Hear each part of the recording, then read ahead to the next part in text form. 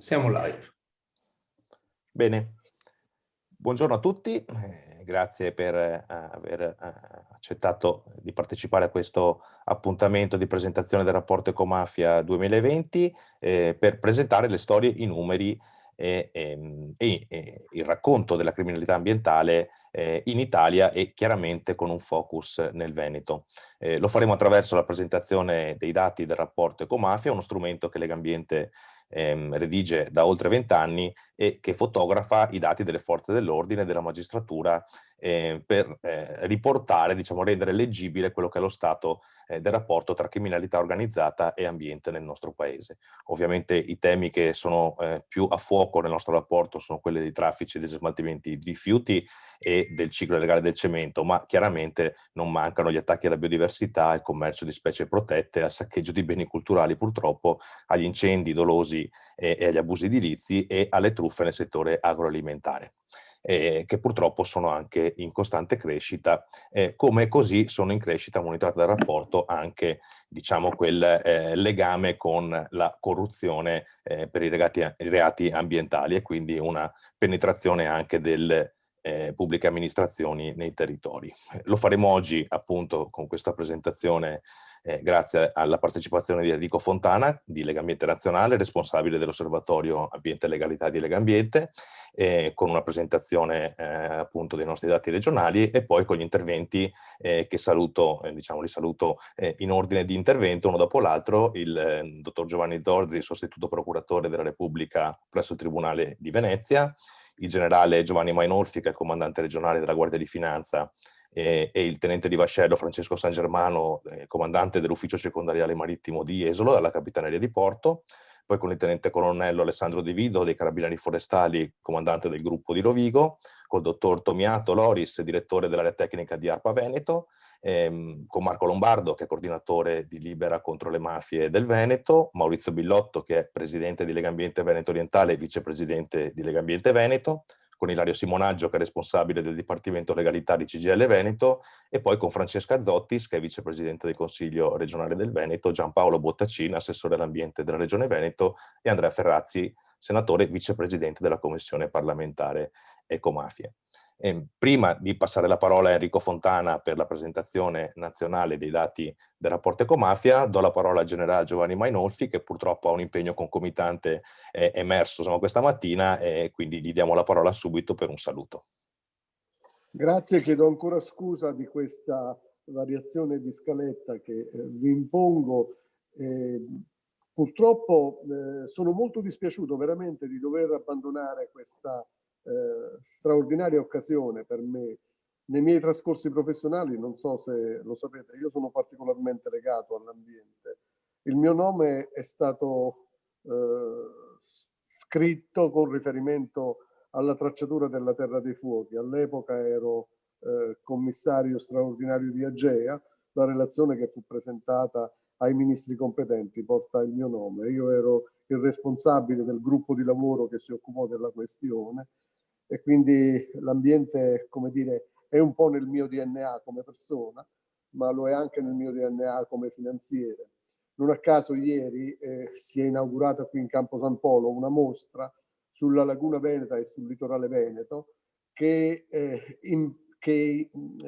come dire, attraversa trasversalmente tutte le tematiche dell'ambiente, da quello propriamente detto alla fauna acquatica, all'inquinamento delle acque, agli scarichi abusivi in laguna, ai riflessi che si verificano sulla nostra alimentazione, perché no? Perché l'ambiente è l'humus dal quale proviene il nostro cibo, evidentemente. Quindi sono veramente rammaricato di non poter partecipare ai lavori perché lo avrei fatto con una certa avidità, perché l'ambiente è la proiezione della nostra vita, il nostro futuro è fatto di ambiente, senza ambiente non abbiamo futuro. Quindi con questi sentimenti e con questa partecipazione e con questa vicinanza, se mi consentite, considerate la Guardia di Finanza a disposizione. Ripeto, ieri nel mio intervento in occasione della presentazione della mostra, guarda caso, sui pesci, sulla fauna acquatica della Laguna Veneta, c'è una raccolta di 60 querelli che ritraggono tutta la fauna acquatica della Laguna Veneta.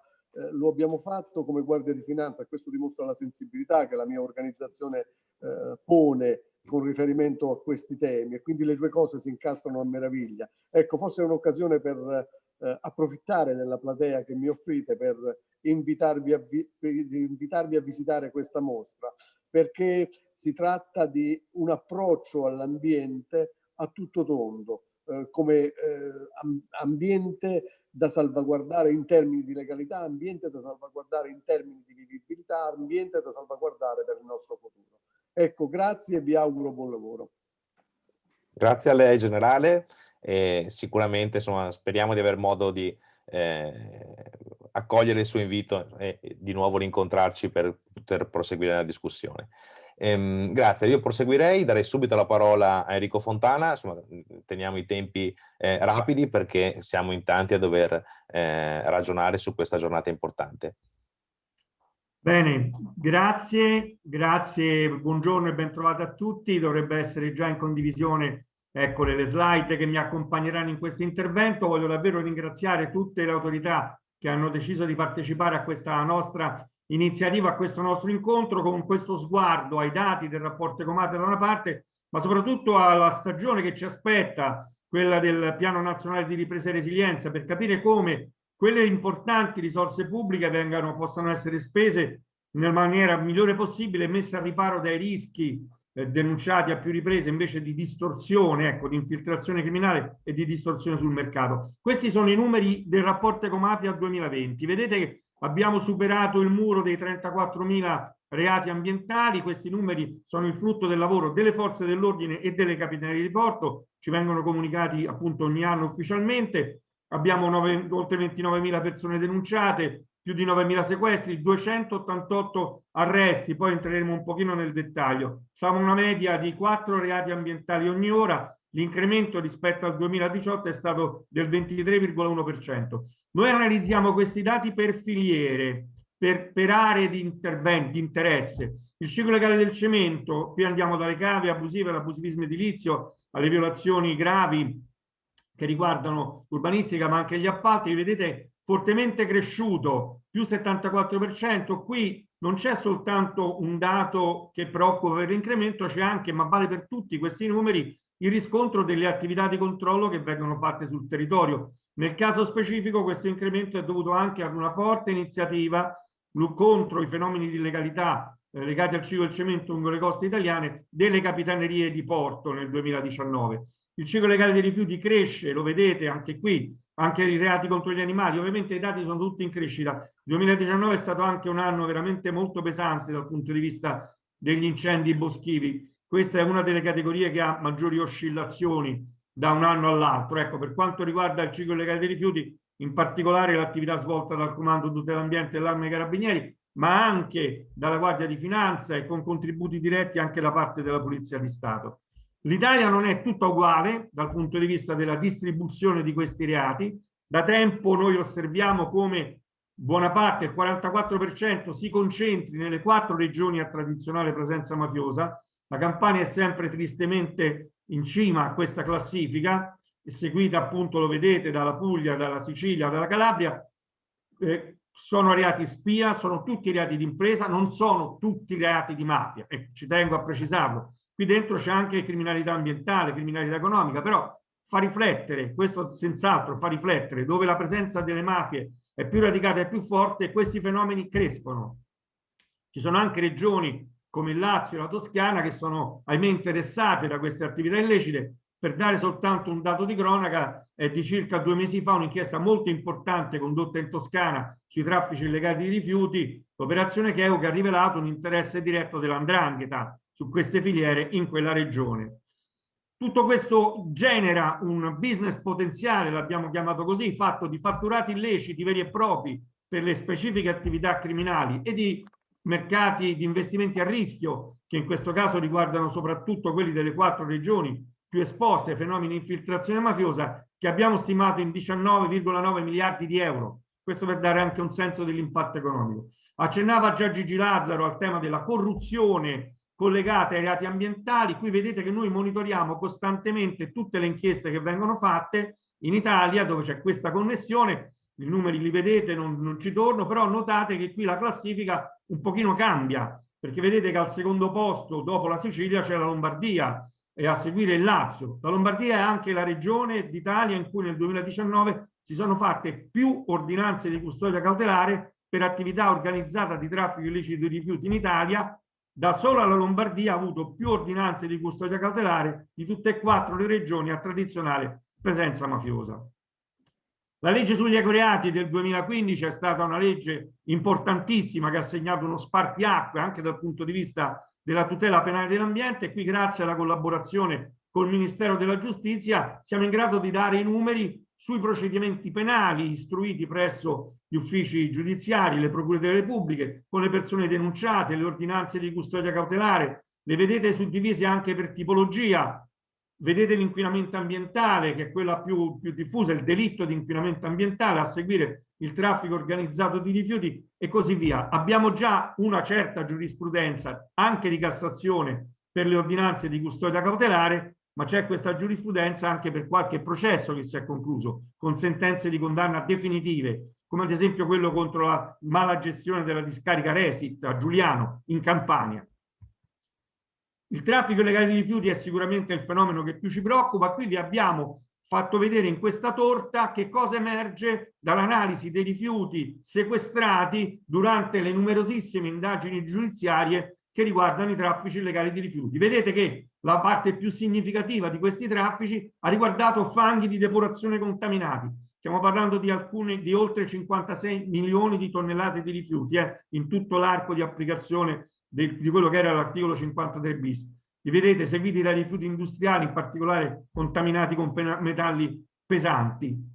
Si stanno affacciando più prepotentemente negli ultimi anni anche traffici legati ai rifiuti solidi urbani, che qui vedete ancora abbastanza ridotti per i quantitativi, per il peso, ma che stanno ahimè crescendo.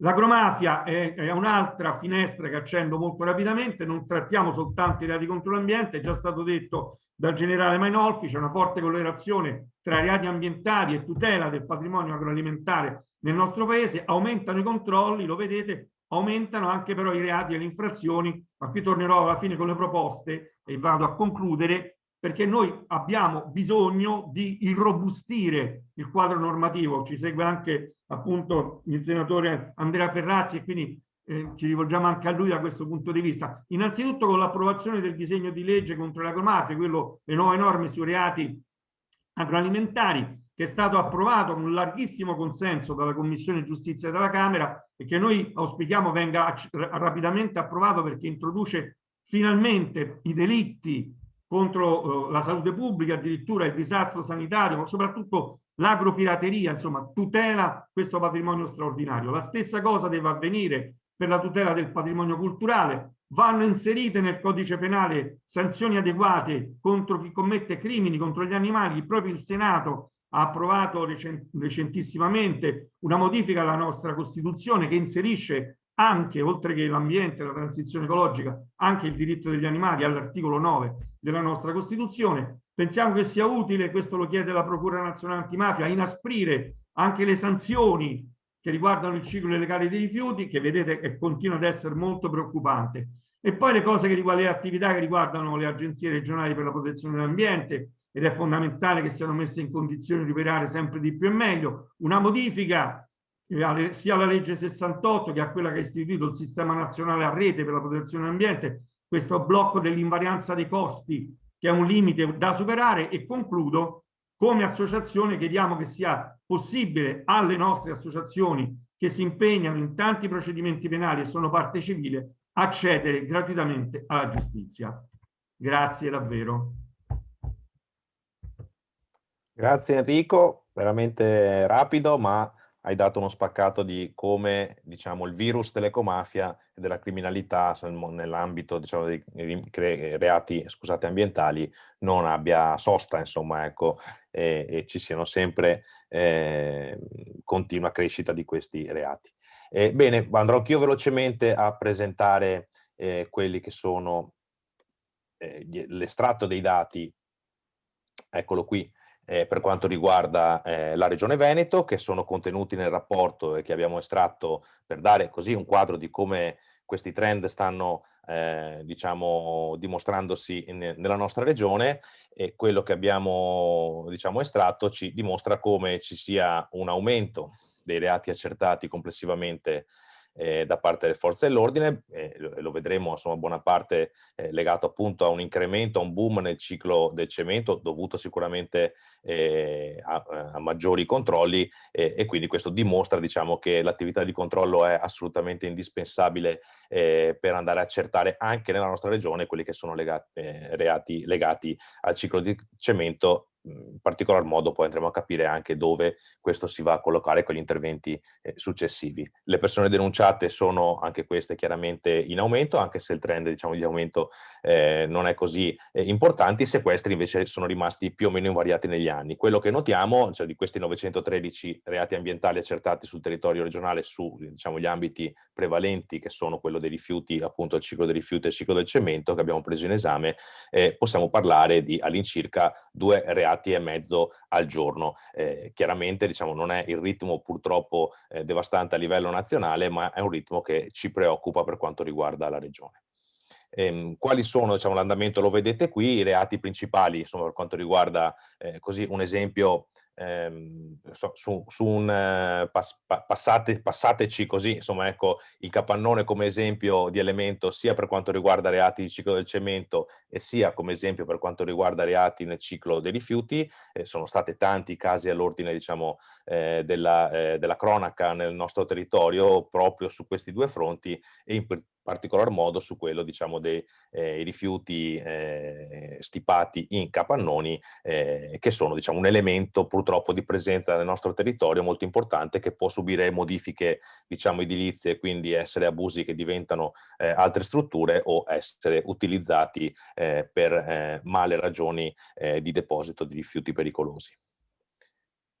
Poi ci sono i dati estrapolati diciamo, per quanto riguarda le province, solo per dare un'idea di dove si collocano per quanto riguarda il ciclo dei rifiuti, ovviamente i dati 2019 per provincia questi reati. Per quanto riguarda il ciclo dei rifiuti vediamo che la provincia di Vicenza e la provincia di Venezia sono, e poi Treviso, quelle più colpite. Per quanto riguarda il ciclo del cemento invece vediamo che sono Treviso di nuovo e Verona quelle che hanno subito diciamo, maggiori controlli e anche maggiori reati accertati dalle forze dell'ordine. Questo è l'esploso dei dati, insomma, ma vado veloce per dare un quadro insomma, poi, appunto, di quante sono le persone denunciate e di quanto questo si traduca poi in sequestri da parte appunto dell'attività di sequestri da parte delle forze dell'ordine, per portare poi a un ragionamento su quella che è la operatività della legge 68 del 2015 sugli ecoreati. Non mi dilungo insomma sull'importanza dell'applicazione della legge, che ancora deve avere insomma messi a punto e correttivi. Per quanto riguarda il Veneto sono state 71 il numero di volte in cui è stata applicata nel 2019, con 43 reati effettivi poi riscontrati e 42 persone denunciate. I sequestri sono stati 5 con l'applicazione di questa legge, per un valore di oltre 1 milione di euro sequestrato. E queste sono buone notizie, così come sono buone notizie anche le attività che ARPA Veneto, nel sistema di SNPA, e quindi legato alla normativa anche di riassetto e sistemazione di rete delle ARPA, quindi delle agenzie per la protezione ambientale. Sono 149, come vedete, diciamo, le prescrizioni fatte, di queste 118 già ottemperate, per incassi di quasi $500.000 di euro, che possono essere senz'altro un supporto importante e anche un messaggio diciamo, chiaro rispetto a un'attività di prevenzione che è fondamentale mettere in campo. Cosa chiediamo? Molto semplicemente, chiediamo che si continui una campagna di formazione sulla nostra regione per tutti gli operatori del settore nel territorio regionale, dalle forze dell'ordine, ma anche agli amministratori chiaramente del territorio, come anche alle associazioni e a chi si vuole occupare del tema e comprendere dinamiche e poter essere insomma, in qualche modo aggiornato su un tema che si fa fatica nella nostra regione spesso ad affrontare frontalmente.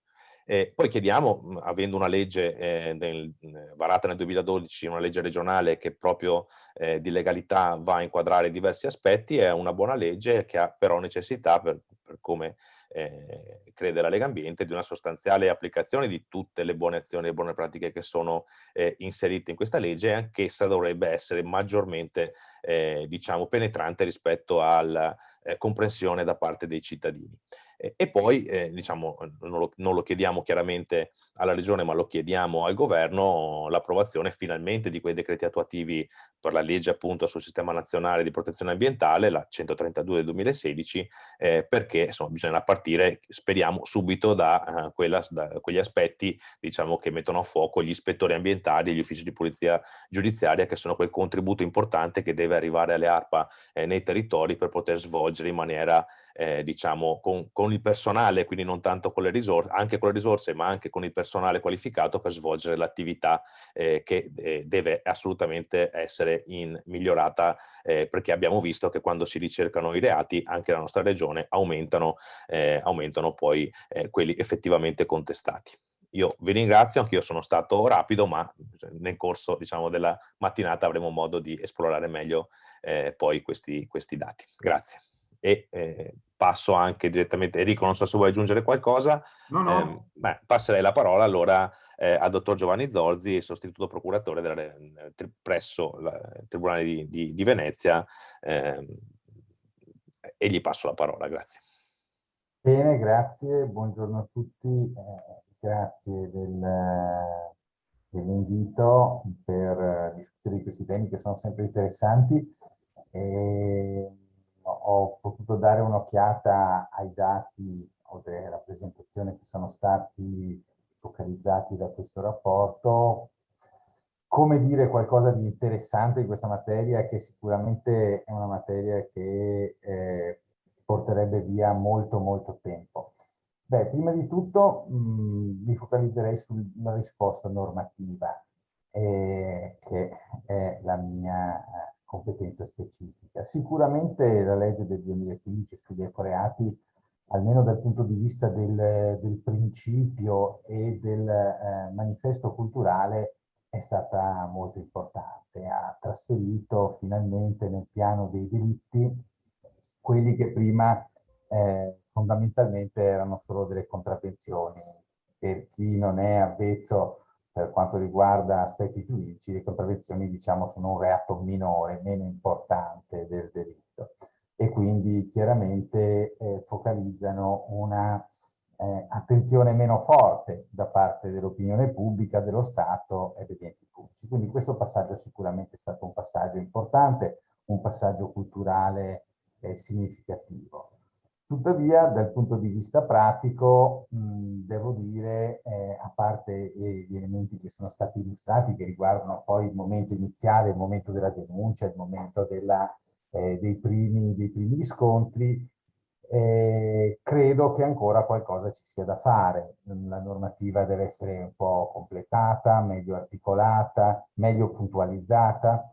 Uno dei dubbi più grossi che vi è in ambito giuridico per quanto riguarda per esempio il reato di inquinamento ambientale è la sua ampiezza, la sua difficoltà di afferrarlo con precisione. La norma è molto generica e nell'ambito penale, quando bisogna infliggere una sanzione a qualcuno, questo è un problema. Quindi diciamo che la risposta del sistema, a mio avviso, si è focalizzata molto fortemente sul traffico illecito di rifiuti, che è la fattispecie più antica, che risale più nel tempo, è il delitto più intenso, quello che colpisce più l'opinione pubblica e quello che anche ha focalizzato le maggiori attenzioni da parte delle forze dell'ordine. Ecco, in questo senso mi sento di sposare subito la richiesta di inasprimento delle sanzioni per questo reato, perché effettivamente la pena attuale da 1 a 6 anni è francamente molto bassa. Se pensiamo che per uno spaccio di stupefacenti la pena va da 6 a 20 anni, per un traffico illecito di rifiuti la pena è da 1 a 6 anni. Quindi diciamo che anche per quella che può essere la nostra sensibilità di cittadini, effettivamente questa differenza stride un po'. Se poi aggiungiamo che le indagini in termini di traffico illecito di rifiuto sono molto complesse, perché la materia è molto tecnica, perché bisogna comunque affrontare tutta una serie di parametri e di analisi non sempre immediate, quindi le indagini tendono a essere lunghe, articolate. Chiaramente arrivare a un risultato che poi è una pena, diciamo, molto o forse troppo bassa, è effettivamente un segno anche non, diciamo, congruo con quello che può essere la sensibilità dell'opinione pubblica. Aggiungerei sotto questo profilo un'altra osservazione. Ecco, e la faccio proprio commentando, se volete, i dati anche della Regione Veneto. Tutti noi siamo cresciuti nella sensibilità ambientale nel corso degli anni, nel corso di questi ultimi 40-50 anni, si è parlato molto, però a livello di attenzione siamo in ritardo, no? Tutti dicono la crisi ambientale, il cataclisma ambientale, ma la verità è che questa sensibilità migliorata dei cittadini non è corrisposto una particolare attenzione, un'attenzione sufficiente a queste tematiche. Ecco che probabilmente in questo decennio, anche in correlazione con le spese del recovery, sarà un momento decisivo, insomma, sarà un momento decisivo il controllo, la spesa, l'attenzione. Ecco, e vedo che, per esempio, di fronte a la nostra regione, nota per essere una delle regioni più in cui il riciclaggio è migliore, il riciclaggio dei rifiuti, insomma, il ciclo dei rifiuti è ai massimi, però abbiamo lo stesso una collocazione poi per quanto riguarda i reati a livello regionale che è intermedia. Questo a mio avviso cosa vuol dire? Che sì, i cittadini hanno una certa sensibilità, l'attività viene svolta anche dagli enti pubblici, però poi dopo c'è un piccolo imbuto dove troviamo questi reati, dove si ferma, diciamo, l'azione e probabilmente qui abbiamo un problema di ditte attività che effettuano questo riciclo dei rifiuti, questa lavorazione dei rifiuti industriali, e perdiamo probabilmente a questo livello quello che guadagniamo a livello, se si vuole, di sensibilità dei cittadini, attenzione dei cittadini. E quindi, a mio avviso, lì è lo sforzo grosso da fare e lì anche si situano poi, quando vengono svolte le indagini, i punti deboli.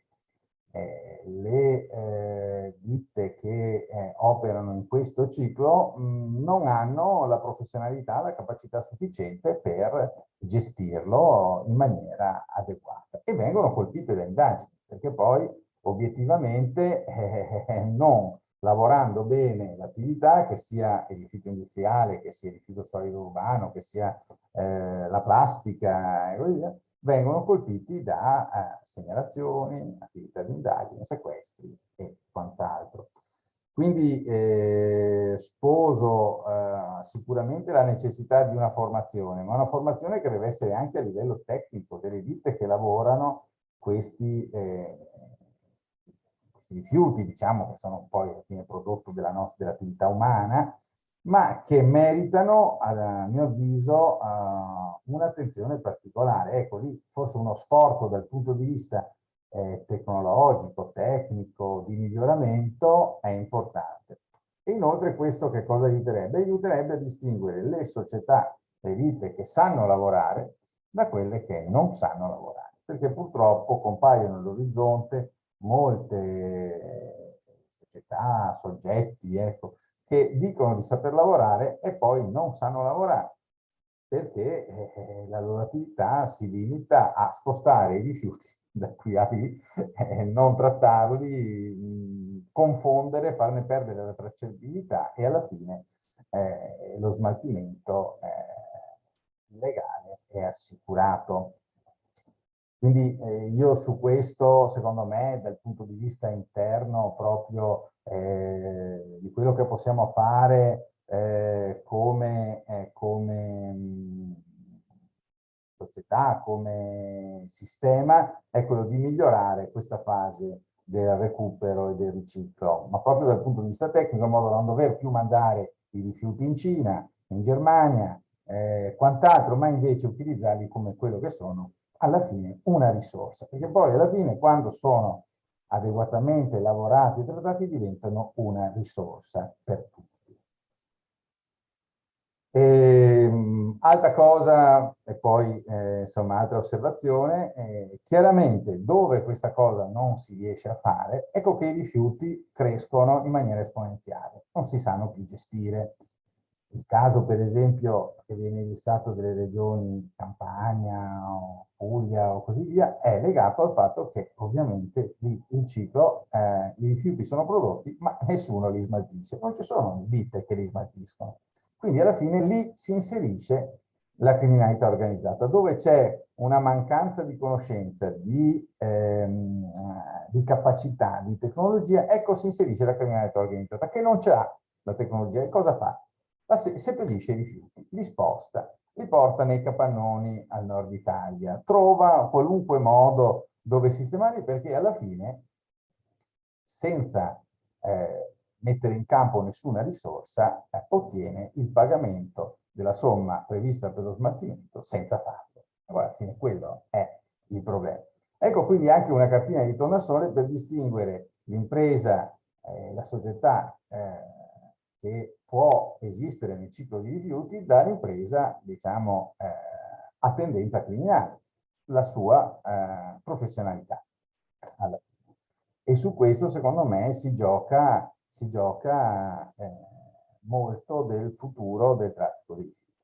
Ecco quindi che dove i rifiuti sovrabbondano vanno in altre regioni. Ecco quindi l'intervento della criminalità organizzata in quelle regioni sposta i rifiuti in altre regioni che per qualche motivo hanno una disponibilità. Nel caso del Veneto la crisi economica aveva creato molte difficoltà, i proprietari di capannoni, i proprietari di siti non sapevano a chi affittarli, non c'era più, c'era stato un momento di impasse, ecco che la criminalità organizzata si presenta e dice sono io, riempio io, ti pago io questa somma per il capannone, per il sito, per questo, ed effettua ovviamente quello che deve effettuare, in genere riempie questi capannoni fino all'inverosimile, li stipa e dopo ha risolto il suo problema, perché tanto poi vengono lasciati in capo a varie teste di legno che ovviamente vengono pagate una mini cifra per fungere da amministratori di questa. Quindi chiaramente in questo caso abbiamo la presenza della criminalità organizzata, che non è la presenza ovviamente della criminalità organizzata violenta, ma è la presenza della criminalità organizzata economica, che diciamo recentemente è un po' balzata agli onori delle cronache qua nel Veneto, un po' in tutti i settori. Ma anche nel traffico illecito di rifiuti, ovviamente è un settore dove la penetrazione è possibile. È possibile anche con la partecipazione di ditte, società, soggetti che si prestano a fare questo, perché la crisi economica ha morso dappertutto e quindi quando io sono un imprenditore in difficoltà, alla fine accetto tutto, basta che qualcuno mi dia del denaro. È ovvio che la criminalità organizzata poi ha la caratteristica che ovviamente il denaro se lo prende lei in qualche modo o in un modo o nell'altro. E quindi alla fine impoverisce ancora, diciamo, l'imprenditore o la società che incautamente vi si affida.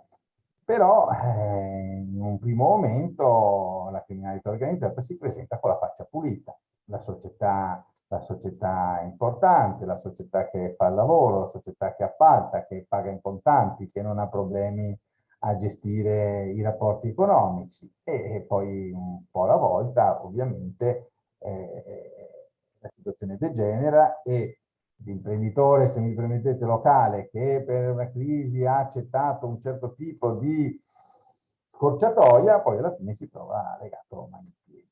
Bene, grazie davvero di cuore. Bene. Quindi io a questo punto interrompo, spero di non aver superato il limite dei 10 minuti che mi ero visto, ma spero di essere riuscito a dare 2 flash in relazione alla assolutamente sì. presentazione. La ringraziamo molto, assolutamente sì. Diciamo, il tema appunto è proprio anche quello della capacità di gestione, appunto, e anche avere, diciamo, l'impiantistica a disposizione del territorio. Così un flash e poi magari forse, diciamo, ci torneremo. Qui in Veneto uno dei temi su cui l'associazione spinge molto è quello della definizione di una discarica per quanto riguarda un sito per il trattamento e discarica dell'amianto. Da qualche anno lo stiamo chiedendo perché ne siamo sprovvisti, eppure il Veneto è ricco di siti in cui è ancora presente l'amianto. Sono, se non sbaglio, circa 1400 quelli censiti del Veneto, la metà ancora su diciamo, edifici di enti pubblici, quindi saranno interventi che dovranno essere fatti, ma oggi, non avendo, diciamo, disponibilità di impianti per trattare e poi smaltire questo pericoloso, diciamo, prodotto, siamo, diciamo, nelle condizioni per cui iniziamo già a vedere, continuiamo a vedere discariche e microdiscariche che contengono anche questo materiale molto pericoloso, perché non sapendo cosa farsene, diciamo, si va a cercare chi è in grado di rispondere al problema senza porsi il limite, diciamo, di come rispondere al problema, e questo crediamo sia uno degli aspetti, ci trovo molto molto d'accordo. La ringrazio ancora, io passerei al prossimo intervento.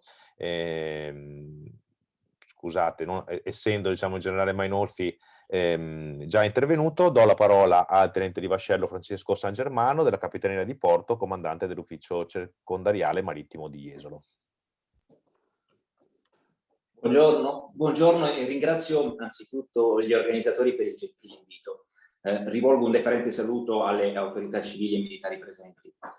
Il corpo delle Capitanerie di Porto, Guardia Costiera, dipende funzionalmente dal Ministero delle Infrastrutture e della Mobilità Sostenibili, dal Ministero delle Politiche Agricole, Alimentari e Forestali e dal Ministero della Transizione Ecologica, per conto dei quali svolge una serie di funzioni istituzionali relative agli usi civili e produttivi del mare. Poi, quale corpo specialistico della Marina Militare, esercita funzioni nel settore della difesa. Per quanto attiene il settore della tutela ambientale, gli strumenti messi a disposizione delle Capitanerie di Porto sono previsti dalla legge 979 dell'82, la legge sulla difesa del mare, e da quello che impropriamente è definito il Codice dell'Ambiente, il 152/2006, i quali prevedono la competenza alla sorveglianza e dall'accertamento delle violazioni in materia di tutela delle acque dall'inquinamento, la competenza alla sorveglianza e dall'accertamento degli illeciti in violazione della normativa in materia di rifiuti, la competenza ad accertare le violazioni in relazione al tenore di solfo dei combustibili per uso marittimo. Bene, alla luce di questo quadro normativo, la missione di tutela dell'ambiente marino affidata dall'ordinamento alla Guardia Costiera risulta un compito estremamente importante e determinante per il costante miglioramento della sostenibilità ambientale, economica e sociale delle attività commerciali e produttive legate al mare e alle zone costiere. Nell'ambito dei compiti di sorveglianza e di accertamento degli illeciti in materia ambientale, il personale della Direzione Marittima del Veneto effettua quotidiani controlli negli ambiti portuali, espletando un'attività che, oltre al costante monitoraggio del territorio, rappresenta anche un deterrente per chi voglia effettuare attività illecite. Le principali attività che i comandi della Direzione Marittima del Veneto conducono in materia di tutela ambientale, per l'appunto, con particolare riferimento al recente passato, comprendono impianti portuali di raccolta per i rifiuti prodotti dalle navi e i residui del carico. Per quanto concerne Venezia, il relativo piano è stato predisposto dall'autorità portuale nel 2006, approvato poi nel 2008, e attualmente il servizio di raccolta è affidato in concessione. Bene, sulla base delle linee guida impartite dal reparto ambientale marino del Corpo, la Capitaneria di Porto ha disciplinato con una propria ordinanza il conferimento dei rifiuti prodotti dalle navi che fanno scalo nel porto di Venezia. Per quanto riguarda la gestione dei rifiuti prodotti a bordo, quindi, vengono controllati sistematicamente i documenti di bordo di tutte le navi. Vengono effettuati accertamenti di tipo visivo e vengono prelevati dei campioni. Rimanendo sempre in questo ambito, quindi nell'ambito dei controlli delle navi, la Capitaneria di Porto provvede all'accertamento delle infrazioni relative all'utilizzo di combustibili per uso marittimo e dalla corretta tenuta delle relative annotazioni sui registri. La normativa ha come presupposto l'attuazione di una direttiva CE avente come scopo la riduzione in ambito europeo delle emissioni di anidride solforosa derivanti dalla combustione di alcuni tipi di combustibili liquidi, diminuendo così gli effetti nocivi di tali emissioni sulle persone e l'ambiente. Nel corso di questi anni la Capitaneria di Porto di Venezia, nell'ottica generale di salvaguardia della salute dei cittadini e della tutela dell'ambiente, della città, ma anche, mi permetta, dell'intera laguna, ha collaborato alla promozione del Venice Blue Flag, un'iniziativa volta a ridurre le emissioni in atmosfera prodotte dalle navi che fanno scalo nel porto di Venezia, che prevedono l'impegno da parte delle compagnie di navigazione ad attenersi a disposizioni più severe rispetto a quelle stabilite per legge. Tutte le verifiche effettuate prevedono dapprima l'esame dei documenti di bordo e dei bollettini di consegna dei combustibili e poi in maniera randomica, o ovviamente se ci sono dei fondati motivi, vengono prelevati dei campioni di combustibili a bordo per le successive analisi effettuate in laboratorio. Giusto per dare un numero, negli ultimi 5 anni sono stati effettuati oltre 120 controlli l'anno e sono state sanzionate in media 6 navi l'anno. Le sanzioni sono state elevate ai sensi del 152/2006 per l'utilizzo all'ormeggio di combustibile contenore di zolfo superiore al consentito, oppure per la mancanza delle registrazioni del cambio di combustibile sui libri di bordo, oppure per la mancanza di conservazione del campione sigillato del bunkeraggio. Un breve accenno sui natanti semiaffondati o abbandonati. Come sappiamo, la laguna veneta, per la sua sensibilità, la sua delicatezza, la sua vulnerabilità ambientale che la caratterizzano, risentirebbe in modo particolare del fenomeno dell'abbandono di unità, soprattutto se si dovesse trattare di natanti da diporto non soggetti al regime di iscrizione nei registri. Un fenomeno riscontrato ultimamente nella parte meridionale della laguna. Comunque, in caso di rinvenimenti di qualche unità navale abbandonata, gli accertamenti sono mirati a identificare la proprietà, a diffidare lo spostamento in aree idonee e autorizzate e a provvedere all'eventuale smaltimento. Sussistendo negli estremi si provvede anche alla denuncia all'autorità giudiziaria per occupazione abusiva di aree demaniali marittime ed abbandono di rifiuti. Un altro accenno me lo consentirà sull'attività di controllo del SIN, del sito di importanza nazionale per le bonifiche di Marghera. Bene, un'attività di sorveglianza e di accertamento degli illeciti particolarmente complessa. Basti pensare che nel settore della gestione dei rifiuti e delle bonifiche operano una pluralità di soggetti con le più svariate, con più diverse competenze. Competenze divise anche in base all'ambito geografico, si pensi porto delle navi, a terra, fuori dal porto, dentro il porto. Bene, un'attività comunque incentrata prevalentemente sul controllo degli scarichi sversanti nei canali industriali di Marghera, su verifiche presso la cassa di colmata Molosali, sul controllo del trasporto transfrontaliero di rifiuti a mezzonave, sulla gestione dei rifiuti negli impianti portuali. Parte di questa attività ovviamente viene svolta su delega della Procura della Repubblica. Permettetemi di fare accenno a qualche caso reale connesso a questa linea di attività. E poi le chiedo gentilmente di andare a concludere. Grazie. Perfetto. No, sì, dica pure, prosegua pure, le chiedo poi di concludere con questo ultimo. Grazie. Più o meno un anno fa in uno stabilimento industriale di Porto Marghera dedito alla produzione di prodotti chimici speciali si è verificata una violenta esplosione, cui è seguito lo svilupparsi di una colonna, di una nube di fumo. In quella circostanza l'evento ha determinato il trafilamento di acque contaminate e la conseguente moria di pesci nel vicino canale marittimo. Cosa abbiamo fatto? Abbiamo proceduto a diffidare lo stabilimento industriale a porre in atto ogni azione di prevenzione e contrasto all'inquinamento e dell'attività è stata notiziata all'autorità giudiziaria e la ditta attualmente è ancora impegnata nei lavori di messa in sicurezza di emergenza del sito. Due parole, poi mi avvio alle conclusioni, non ho preso il tempo, me ne scuso. Obiettivo della sostenibilità ambientale. Molteplici secondo me sono le attività svolte con l'obiettivo di contrastare quei crimini ambientali che mettono a rischio l'ecosistema marino. Un importante target operativo ha riguardato l'inquinamento terrestre e fluviale con impatto sull'ambiente marino. È stata rilevata, come vi dirò, no? La presenza di scarichi idrici illegali e l'abbandono sul territorio di grandi quantità di rifiuti non correttamente trattati. Inizierei citando le attività di campionamento e le analisi delle acque di scarico provenienti da uno stabilimento industriale. Le abbiamo fatte con ARPAV, attività che hanno permesso di accertare il superamento costante dei limiti tabellari imposti dalla legge. Questo ha comportato che venissero effettuati ulteriori indagini, ulteriori approfondimenti per determinare l'origine degli inquinanti presenti nelle acque di prima pioggia. Cosa abbiamo fatto? Abbiamo posizionato coppie di deposimetri in 3 punti e dei risultati delle analisi delle polveri accumulate nei deposimetri stessi è stata informata l'autorità giudiziaria, tenuto conto che è stata appurata la violazione delle disposizioni riguardanti la disciplina degli scarichi e gli scarichi di sostanze pericolose. Tornando a Marghera, nell'ultimo inverno è stata rilevata la presenza di un'ingente quantità di rifiuti allo stato solido, pericolosi e non, depositati su suolo non pavimentato e sottoposto di lavamento meteorico. In quell'occasione abbiamo proceduto al sequestro dei corpi di reato quale unico immediato rimedio per scongiurare ulteriori aggravamenti. Un'analoga attività è stata condotta ad Eraclea, dove in un'area scoperta di circa 3.500 metri quadri e senza alcuna impermeabilizzazione sono stati sequestrati oltre 10.000 metri cubi di materiali di risulta accumulati. In zona Cavallino Tre Porti recentemente, in un'area scoperta di circa 25.000 metri quadri, stiamo parlando di una superficie maggiore di 3 campi da calcio messi insieme, priva di pavimentazione e sottoposta di lavamento meteorico, sono stati sequestrati altri 10.000 metri cubi di rifiuti custoditi in maniera tale da recare pregiudizi al suolo, al sottosuolo e alle acque superficiali adiacenti. Come promesso, arriverei alle conclusioni.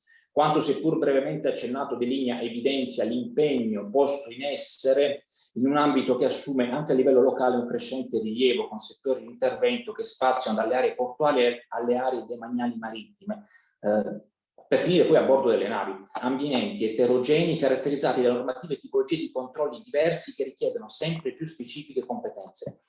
Ritengo che in quest'ambito particolarmente tecnico il corpo possa giocare un ruolo significativo in ragione della propria conoscenza specialistica dell'ambiente marino, della filiera marittima e della filiera portuale. Ed è per questo che i comandi della direzione marittima del Veneto mettono da sempre e continueranno sempre a mettere a disposizione delle autorità giudiziarie e dei corpi dello Stato le proprie professionalità e le proprie competenze tecniche, per quella sostenibilità che passa attraverso la salvaguardia dell'ambiente marino.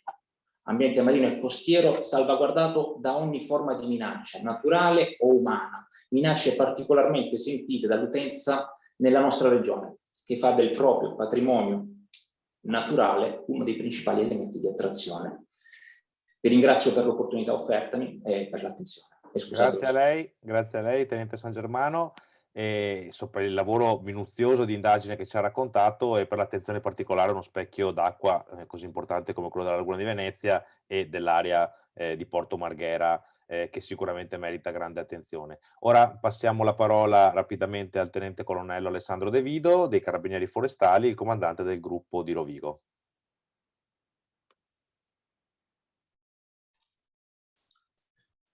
Buongiorno a tutti i relatori e agli ascoltatori in linea. Sono il Tenente Colonnello Alessandro De Vido, sono il comandante del gruppo Carabinieri Forestali di Rovigo. Grazie per l'invito. Vi porto i saluti del generale di brigata Pierangelo Baratta, che è il nostro comandante di regione qui in Veneto, che ha sede a Padova. È un piacere poter intervenire alla presentazione di Legambiente, visto che sia le amministrazioni pubbliche, enti e aziende private aspettano questo momento per decifrare l'andamento in Italia, in Veneto, di questi fenomeni che chiaramente non hanno solo influenza sulle matrici ambientali, ma soprattutto anche sul tessuto economico. Come sapete, con la riforma del 1° gennaio del 2017, con la riforma Madia, il Corpo Forestale dello Stato è confluito nell'Arma dei Carabinieri, andando a creare quella che è la polizia ambientale più numerosa fra quelle esistenti.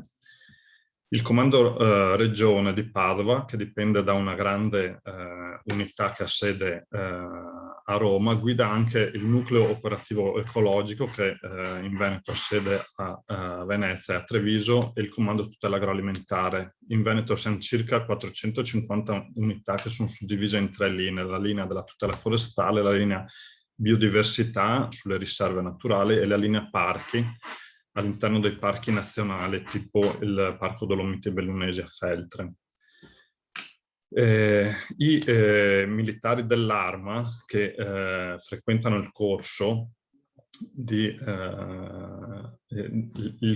per entrare appunto nel corpo, scegliendo poi la specialità forestale, devono seguire un ulteriore corso presso le nostre scuole storiche di 3 mesi. Questa è quindi la nuova procedura per entrare a far parte dell'Arma forestale. Alcuni numeri velocemente delle attività poste in essere. Abbiamo avuto 25.000 controlli con più di 500 illeciti penali, 120 sequestri penali e oltre 500 denunce. Come in tutto il resto d'Italia, anche per il Veneto, nel 2019 ma anche poi nel 2020 sono state poste in essere, sono state predisposte alcune campagne istituzionali di controlli in materia ambientale, dove siamo intervenuti in collaborazione con altre specialità dell'Arma, quali i NOE, i NAS e il NIL. Le più interessanti e particolari sono state quelle a tutela del dissesto idrogeologico. Era una campagna denominata Fiume Sicuro, dove si è andata a rafforzare e ad intensificare il controllo e la repressione di quei reati al fine di tutelare le nostre rive e i nostri alvei del fiume.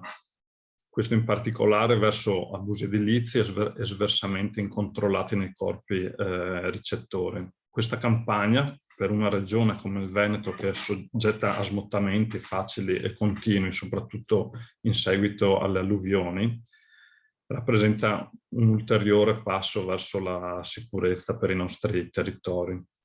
È stata poi inserita una campagna a livello europeo denominata 30 giorni al mare, per il controllo, tra l'altro, dell'utilizzo, per esempio, è stato molto interessante, degli shopper, quindi dei sacchetti di plastica fuori norma e di tutto quel materiale plastico, quindi anche le mascherine anti-Covid, che alla fine del loro ciclo sembrano appunto concludere il loro ciclo all'interno dei nostri mari. Per la parte alpina, quindi, in particolare dopo il post tempesta Vaia, abbiamo intrapreso su indicazione del nostro comando generale una campagna denominata Bosco Sicuro, con i relativi controlli sui tagli boschivi e le utilizzazioni del materiale legnoso, che strettamente si collega anche ai controlli che vengono effettuati in ambito CITES e riguardano le UTR, quindi la commercializzazione del legname non certificato che proviene da fuori Europa, in particolare dal Myanmar, dall'ex Birmania. Questa normativa CAI+ è sconosciuta anche ai professionisti del settore. Per le province dell'arco subalpino, quindi Treviso, Vicenza e Verona, gli ambiti di intervento principali sono stati, come ho detto prima, il dottor Zor, del ciclo illegale del cemento e dei rifiuti, e in particolare anche la filiera agroalimentare e del racket degli animali. Per le province invece di Padova, Venezia e Rovigo, le attività sono state concentrate per la provincia di Padova sul Parco regionale Colle Euganei, con cui verrà firmata a breve una convenzione, e in particolare sull'utilizzo dei mezzi motorizzati delle moto da cross nei sentieri dei colli, per poi controllare con le materie classiche in quei territori, quindi l'abusivismo edilizio e le attività di antibracconaggio, in particolare del bracconaggio ai cinghiali. Hanno operato in Veneto anche i 3 cosiddetti nuclei CITES carabinieri, quello di Verona, Vicenza e Venezia. Sono dei nuclei interni all'Arma forestale che vanno a tutelare la flora e la fauna in via di estinzione, in applicazione della Convenzione di Washington, che riguarda appunto il commercio e il traffico sia privato sia commerciale di per esempio pappagalli, tartarughe e serpenti, ma dal punto di vista della flora anche dei cactus. Abbiamo avuto un caso di importazione di cactus rari e protetti dal Cile. Oltre a questa attività di prevenzione che risulta inquantificabile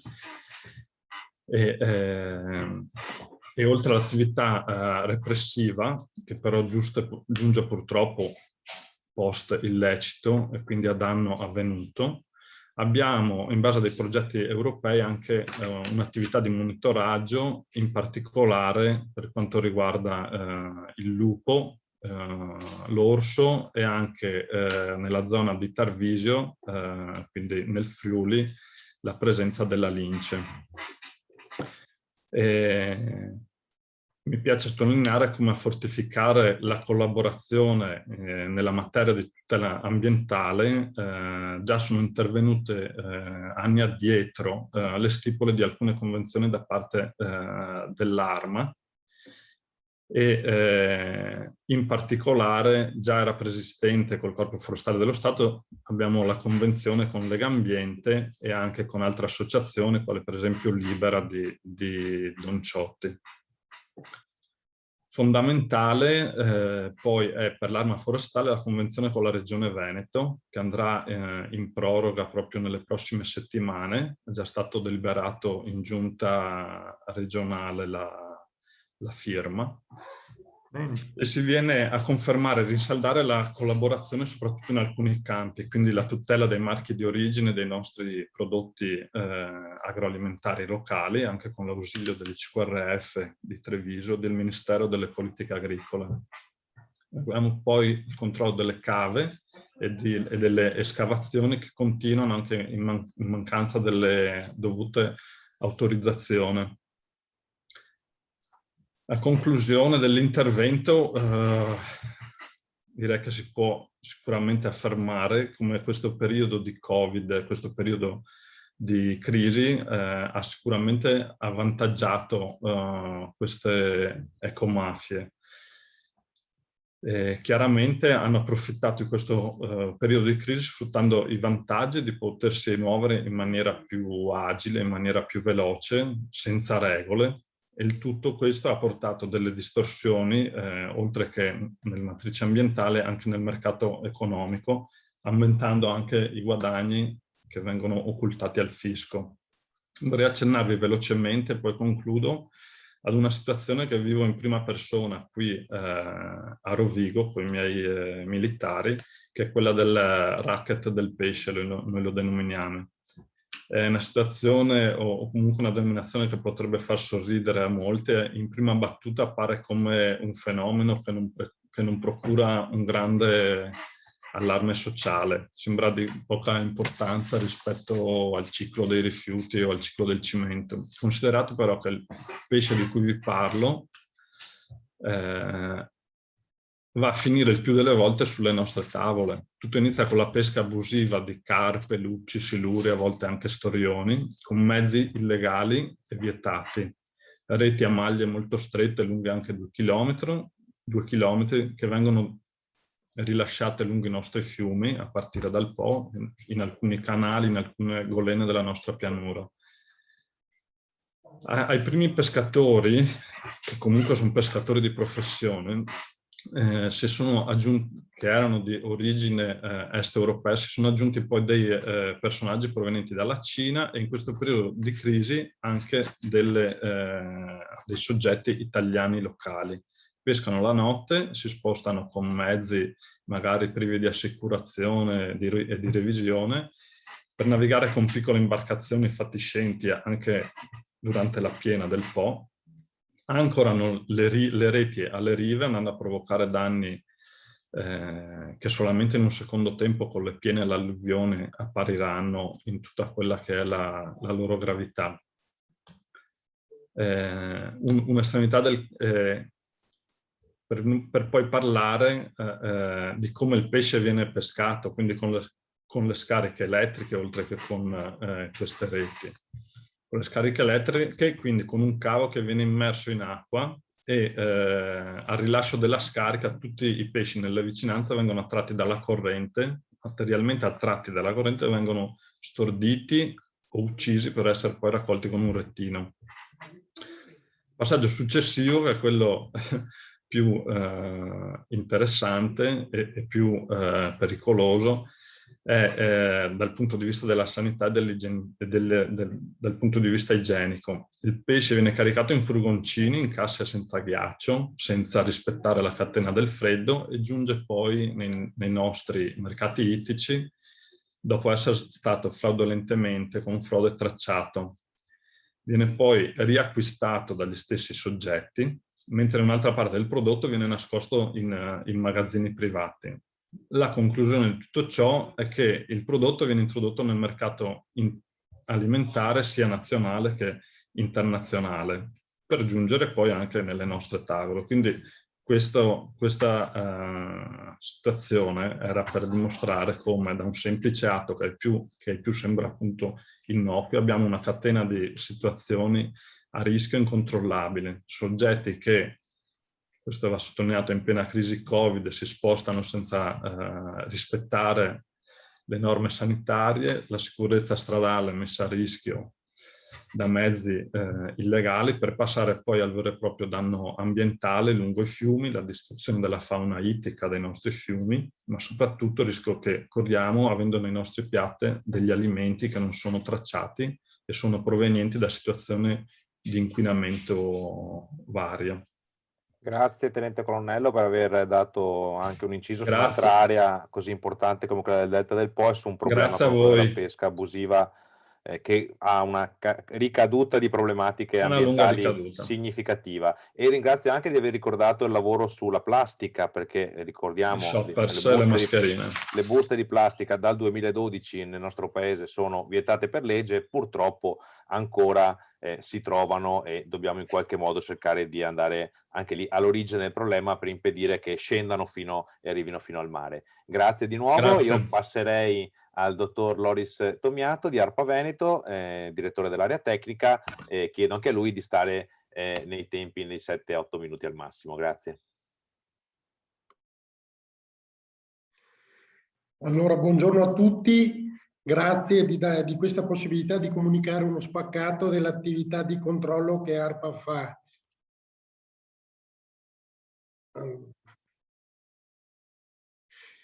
Vediamo un po' le competenze di ARPA, come si incastrano nell'ambito di tutte quelle che sono le competenze collegate ai reati ambientali. Quindi la gestione degli impianti autorizzati è una competenza nostra, l'attività di controllo su delega degli enti autorizzanti.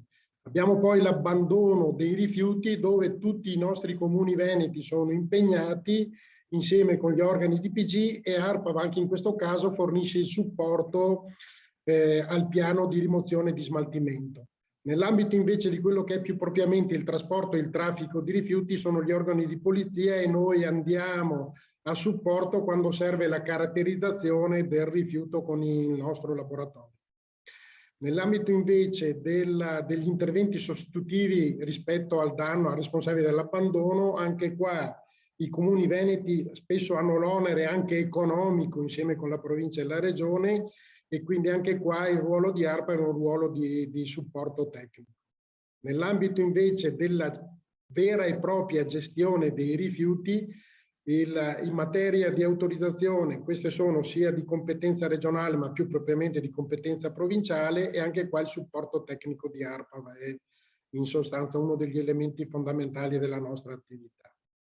Nell'ambito invece della caratterizzazione, della classificazione, del trattamento e di dove serve un'analisi, direi che siamo il riferimento unico regionale in questo campo. Negli interventi di bonifica dei siti contaminati, anche qui dai siti contaminati di competenza dei comuni ai siti contaminati nell'ambito del bacino scolante e al SIN, al sito di interesse nazionale, ARPA in sostanza è a fianco di comuni, province per il supporto tecnico sia nelle fasi di approvazione dei progetti che nell'ambito delle verifiche.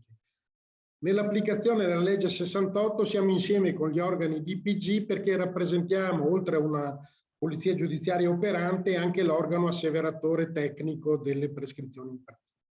E supportiamo inoltre ISPRA e il Ministero nell'ambito dei percorsi risarcitori di danno ambientale. Ci inseriamo, come anche Luigi Lazzaro aveva detto, nel sistema nazionale delle agenzie per la protezione ambientale, che si incardina sul principio di chi inquina paga e che vede le attività di controllo delle fonti e dei fattori di inquinamento tra le prime attività. Qual è la nota dolente? Come anche Lazzaro aveva in sostanza prima di me affermato, è la mancanza di tutta quella decretazione che rende più efficace il sistema. Ormai dal 2016 del 132 ad oggi sono passati 5 anni e siamo ancora in attesa del decreto sulle modalità di individuazione del personale incaricato degli interventi ispettivi e sulle modalità per la segnalazione di illeciti ambientali da parte di enti e cittadini. Lo aspettavamo da 30 giorni dall'approvazione della 132, ne sono passati 5 anni. Ma ripeto, la mancanza a livello governativo di un insieme di riferimenti non è solo sul 132. Basta pensare a tutto lo sforzo che in Veneto si fa in materia di PFAS e la mancanza di un quadro di riferimento nazionale sia per i PFAS nelle diverse matrici, sia i limiti relativi nelle matrici di riferimento. Quindi ci inquadriamo in un percorso normativo che parte dalle direttive comunitarie, quindi dal concetto di inquina paga, che poi va a livello di direttiva quadro sui rifiuti, al testo unico ambientale e all'applicazione della 68 sui delitti ambientali. Le attività di controllo sono quel complesso di attività finalizzate a determinare valori, quindi determinazioni anche numeriche, parametri, azioni che prevengono o causano l'impatto ambientale, al fine di, per il nostro mestiere, di confrontarlo e di verificarlo nel rispetto delle norme e nell'ambito delle autorizzazioni rilasciate. Quindi un confronto normativo e un confronto con l'autorizzazione, il riferimento ai limiti PFAS di cui facevo cenno precedentemente, è proprio nell'assenza a volte di quadri normativi certi di riferimento. Le attività di controllo in ARPA tengono anche conto nella loro pianificazione perché, come dirò dopo, abbiamo un rapporto tra forze in campo e attività da controllare di quelle che sono le pressioni ambientali e le matrici ambientali. Questo per dire che mettiamo più attenzione, per esempio, al tema delle discariche se sono in relazione alla matrice acque sotterranee e quindi alla zona di ricarica rispetto ad altre situazioni. Quindi va commisurata lo sforzo anche in ragione di quello che può essere il danno e di quello che è il rischio e la vulnerabilità del nostro territorio.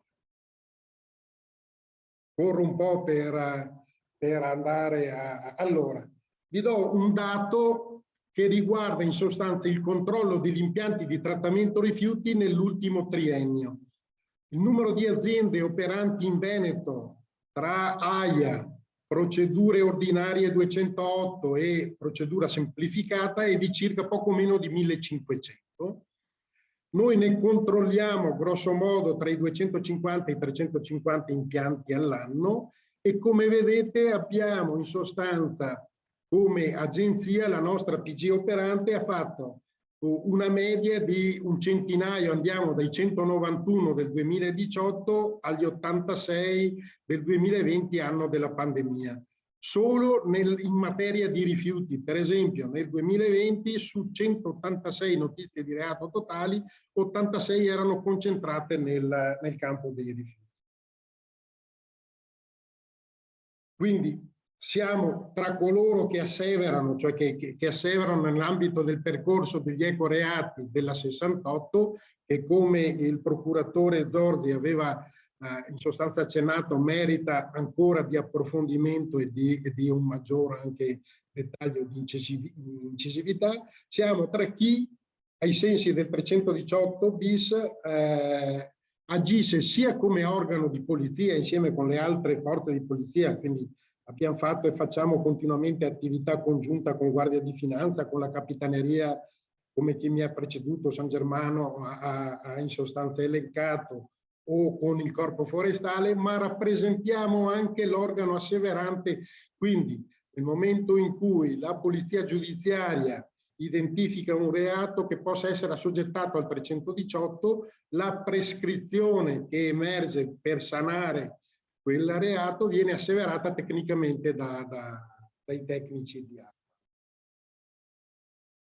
Che cosa è successo nel 2020? Quindi abbiamo nel 2020, come dicevo prima, in sostanza identificato e comunicato notizie di reato per un numero di 186. Ne vedete anche la distribuzione tra le diverse province. Di queste 186 ne abbiamo emesse a procedura con la 68-101 per un totale sanzionato di 400.000 euro. Come vedete siamo sempre sull'ordine, questo è l'anno più forte della pandemia, ma insomma oscilliamo tra i 600 e i 400.000 euro come in sostanza attività collegata alle asseverazioni e alla verifica delle stesse. Vado velocemente alle emergenze degli incendi. Che cosa abbiamo fatto? Allora potete trovare al link che ho messo qui tutti i rapporti delle nostre attività. Abbiamo fatto un'operazione in più, se vedete anno per anno le abbiamo classificate dal 2017 in poi e rapportate al numero di chiamate che abbiamo in pronta disponibilità. Come vedete mediamente abbiamo 600 chiamate in pronta disponibilità e una cinquantina riguardano incendi. Quindi 2017, 2018 sono 41, 2019 sono 44, 2020 sono 49, sempre su 600 chiamate. Le abbiamo poi normalizzate dividendo quelle che riguardano i rifiuti. Grosso modo il tema degli incendi collegati agli impianti di gestione rifiuti riguarda dal 10 al 20% di tutte le attività che l'Agenzia fa in materia di emergenze ambientali per quanto riguarda gli incendi. In Regione Veneto, in attesa che in sostanza ci sia una linea guida nazionale di approccio al tema degli incendi, la Regione ha dato vita ad un gruppo di lavoro che ha visto partecipe la Regione, ma ha visto partecipi i colleghi dei NOE, i comuni italiani, i vigili del fuoco, la facoltà di ingegneria dell'Università di Padova, per la messa in campo delle migliori risorse per definire una linea guida regionale che stiamo già applicando per andare a verificare sia il concetto di safety, quindi la sicurezza collegata alla gestione del rifiuto, sia il concetto di security, quindi l'anti-intrusione e la possibilità dell'incendio doloso. A questo in sostanza abbiamo unito poi la collaborazione che stiamo dando ai prefetti del Veneto per la predisposizione dei piani di emergenza esterni nell'ambito degli impianti di gestione dei rifiuti, come previsto dalla 132 del 2018. Quindi accanto alla pianificazione resa obbligatoria per i gestori di rifiuti, la pianificazione interna, noi stiamo collaborando con tutte le prefetture del Veneto per la pianificazione, per i piani di emergenza esterno, e quindi con questo proprio forti di quanto la Regione ha messo in campo, in sostanza in attesa che a livello nazionale venga declinato e normato il fenomeno, ci stiamo occupando. Direi sono rimasto nei 5 minuti che mi avevate dato e grazie a voi. Grazie, sempre sono numeri, tanti numeri, tanti dati importanti, che è un lavoro veramente estenuante di indagine e poi appunto di controllo che fa l'ente. La ringraziamo per i dati e le informazioni preziose che ci ha dato. Chiusa questa, diciamo, prima parte più tecnica di insomma, racconto di quelle che sono le attività di indagine, di repressione e di controllo, passo la parola a Enrico Fontana per la, diciamo, la seconda parte più di dinamiche sociali e con i successivi ospiti.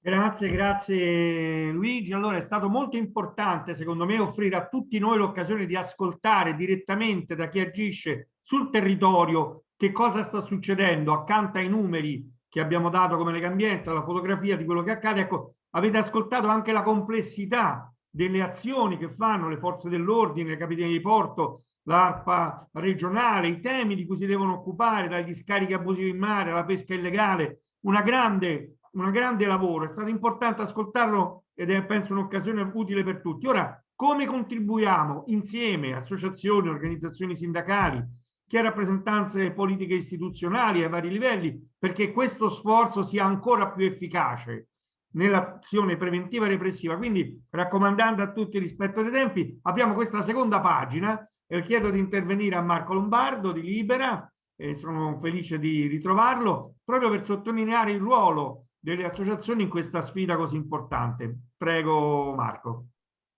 Grazie Enrico, grazie a Legambiente per l'invito e a tutti i presenti. Cercherò di essere molto sintetico per rimanere entro i tempi che ci sono dati.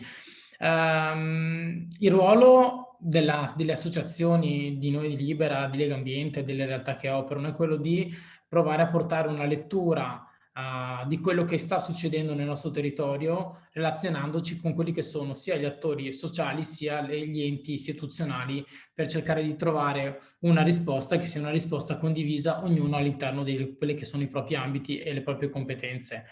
Volevo partire da un punto che secondo me è importante.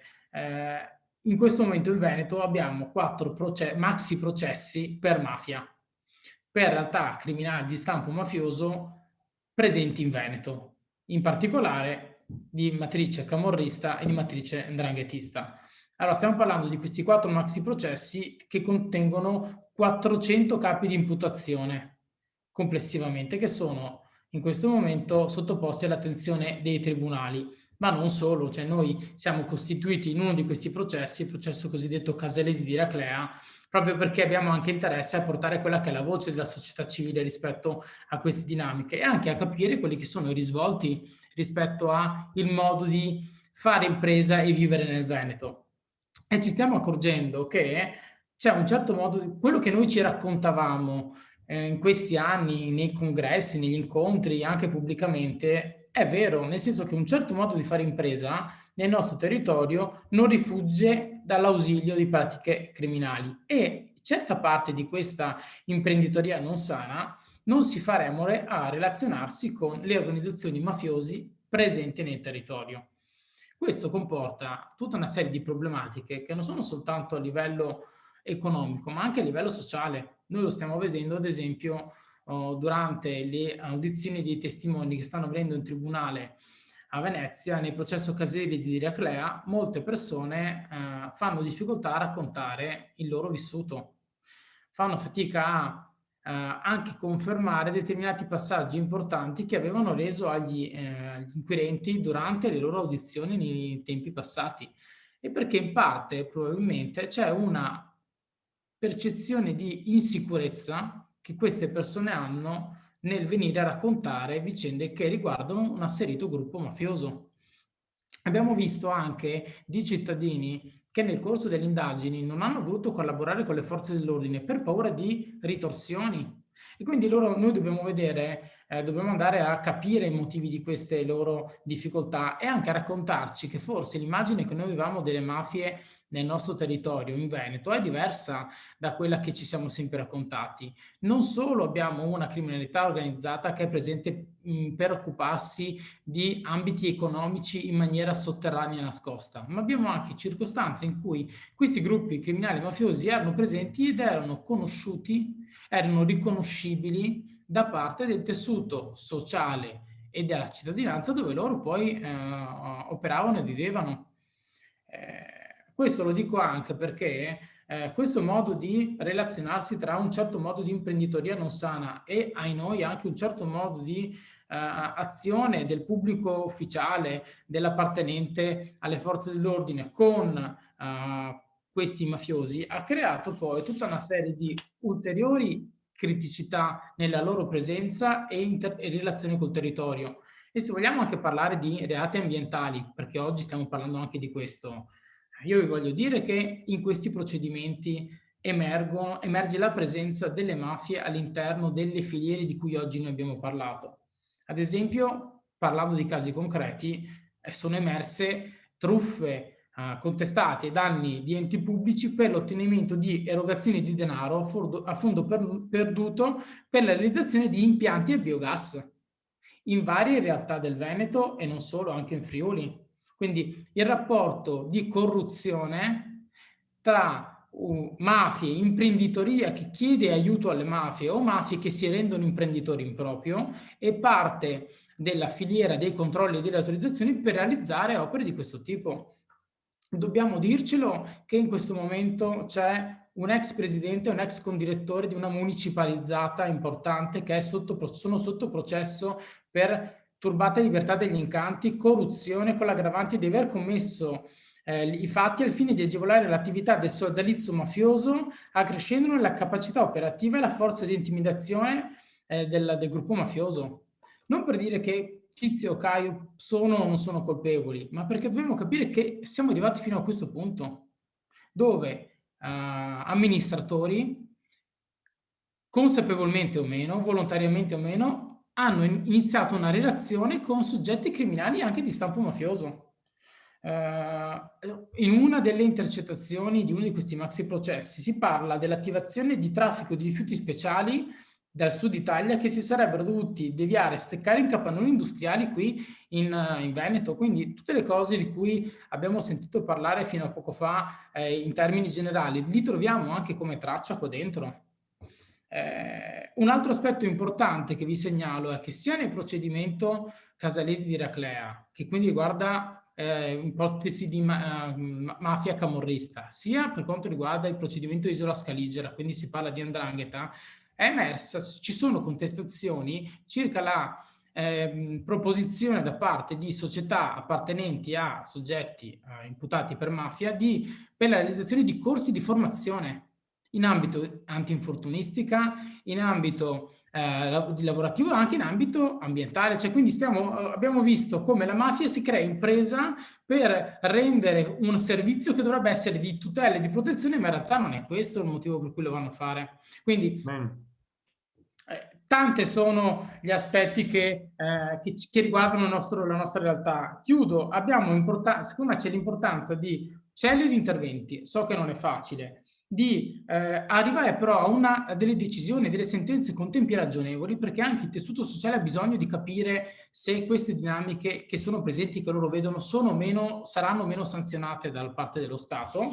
E poi per quanto riguarda la problematica della Next Generation EU, cioè da un certo punto di vista abbiamo le spinte di dire diamo questi soldi, quando arriveranno diminuiamo la burocrazia, ma è necessario che i controlli vengano fatti. Non a tutti, ma certamente non possiamo pensare che un controllo sia una percentuale minima delle pratiche, anche in concreto, che vengono trattate, perché sono poi sui numeri, certamente le mafie fanno un interesse, che è quello di dire costo-beneficio. Mi beccheranno una volta su 100. Grazie. Grazie di cuore a Marco Lombardo anche per averci restituito queste informazioni che contribuiscono a completare questo scenario che è di preoccupazione ma anche di idee e di proposte per reagire insieme. Allora Maurizio Billotto, vicepresidente di Legambiente Veneto, si è accennato anche a casi specifici, a territori su cui l'attenzione e l'impegno di Legambiente è particolarmente forte. Lascio a te la parola, prego. Sì, grazie, grazie dell'opportunità. Io riparto un attimo da una fotografia del territorio, un territorio dove operiamo come ciclo. Maurizio, scusami, puoi avvicinarti al microfono così si sente un po' viva la voce, grazie. Il territorio del Veneto orientale, che quindi occupa il territorio del litorale, dove c'è stata, diciamo, con l'operazione della Procura di Venezia, c'è stato lo scoperchiare il cosiddetto vaso di Pandora, ovvero portare alla luce quella che non era più un'infiltrazione, ma un insediamento di associazioni criminali, quali camorristiche. Un'associazione che, calando un addio, di fatto ha sviluppato negli anni, inserendosi nel ciclo del cemento, delle costruzioni, quindi gestendo manodopera in nero e quindi attaccando tutte quelle che sono che erano le attività sane del territorio, un territorio dove il turismo e l'edilizia porta moltissima ricchezza. Allora la nostra preoccupazione su quello che è avvenuto in questo periodo è che a fronte di una presa d'atto che la magistratura sta alla luce, il territorio non è ancora tutt'oggi in grado di reagire. Ovvero c'è stato uno shock, come è normale, sia uno shock quando è di fronte a queste indagini, poi la magistratura diciamo, evidenzia questo rapporto, si stava costruendo tra singoli che però andavano a coprire ruoli pubblici. Questo è uno shock per questo territorio e la gente a tutt'oggi non sta reagendo. Anzi, la cosa che è avvenuta è che si è aperto uno scontro politico, come a dire destra, sinistra, silenzio, cioè non si è voluti entrare nella questione, nel dover affrontare la questione culturale della presenza di queste organizzazioni criminali, aprendo invece uno scontro aspro dal punto di vista politico che ha di fatto creato dei blocchi sociali non in grado di affrontare il problema.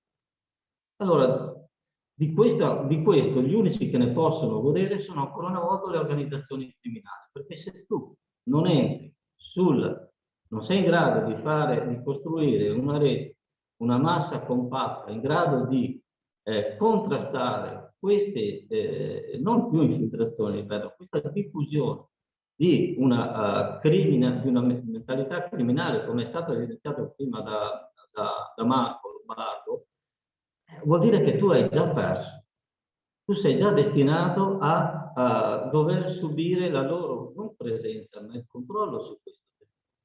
Allora, l'appello che noi ci sentiamo di fare anche in occasione soprattutto di questa opportunità, dove abbiamo rappresentanti politici, le forze dell'ordine, noi stessi associazioni, è quello di lavorare insieme in modo senza paura, dicendoci le cose per come stanno. E non significa dover attaccare una forza politica piuttosto che un'altra. Ripeto, la magistratura ha evidenziato ruoli di singoli che interagivano e avevano trovato come si dice, l'interesse a collaborare con la criminalità organizzata. Del resto, la criminalità organizzata, ben ce lo insegna, che non va a cercare uno o l'altro partito, trova persone che fanno parte magari che possono agevolarle all'interno di pubbliche amministrazioni o di percorsi economici all'interno di pubbliche amministrazioni, indipendentemente da chi essi rappresentino, perché non rappresentano un'idea in quel caso, rappresentano interessi propri.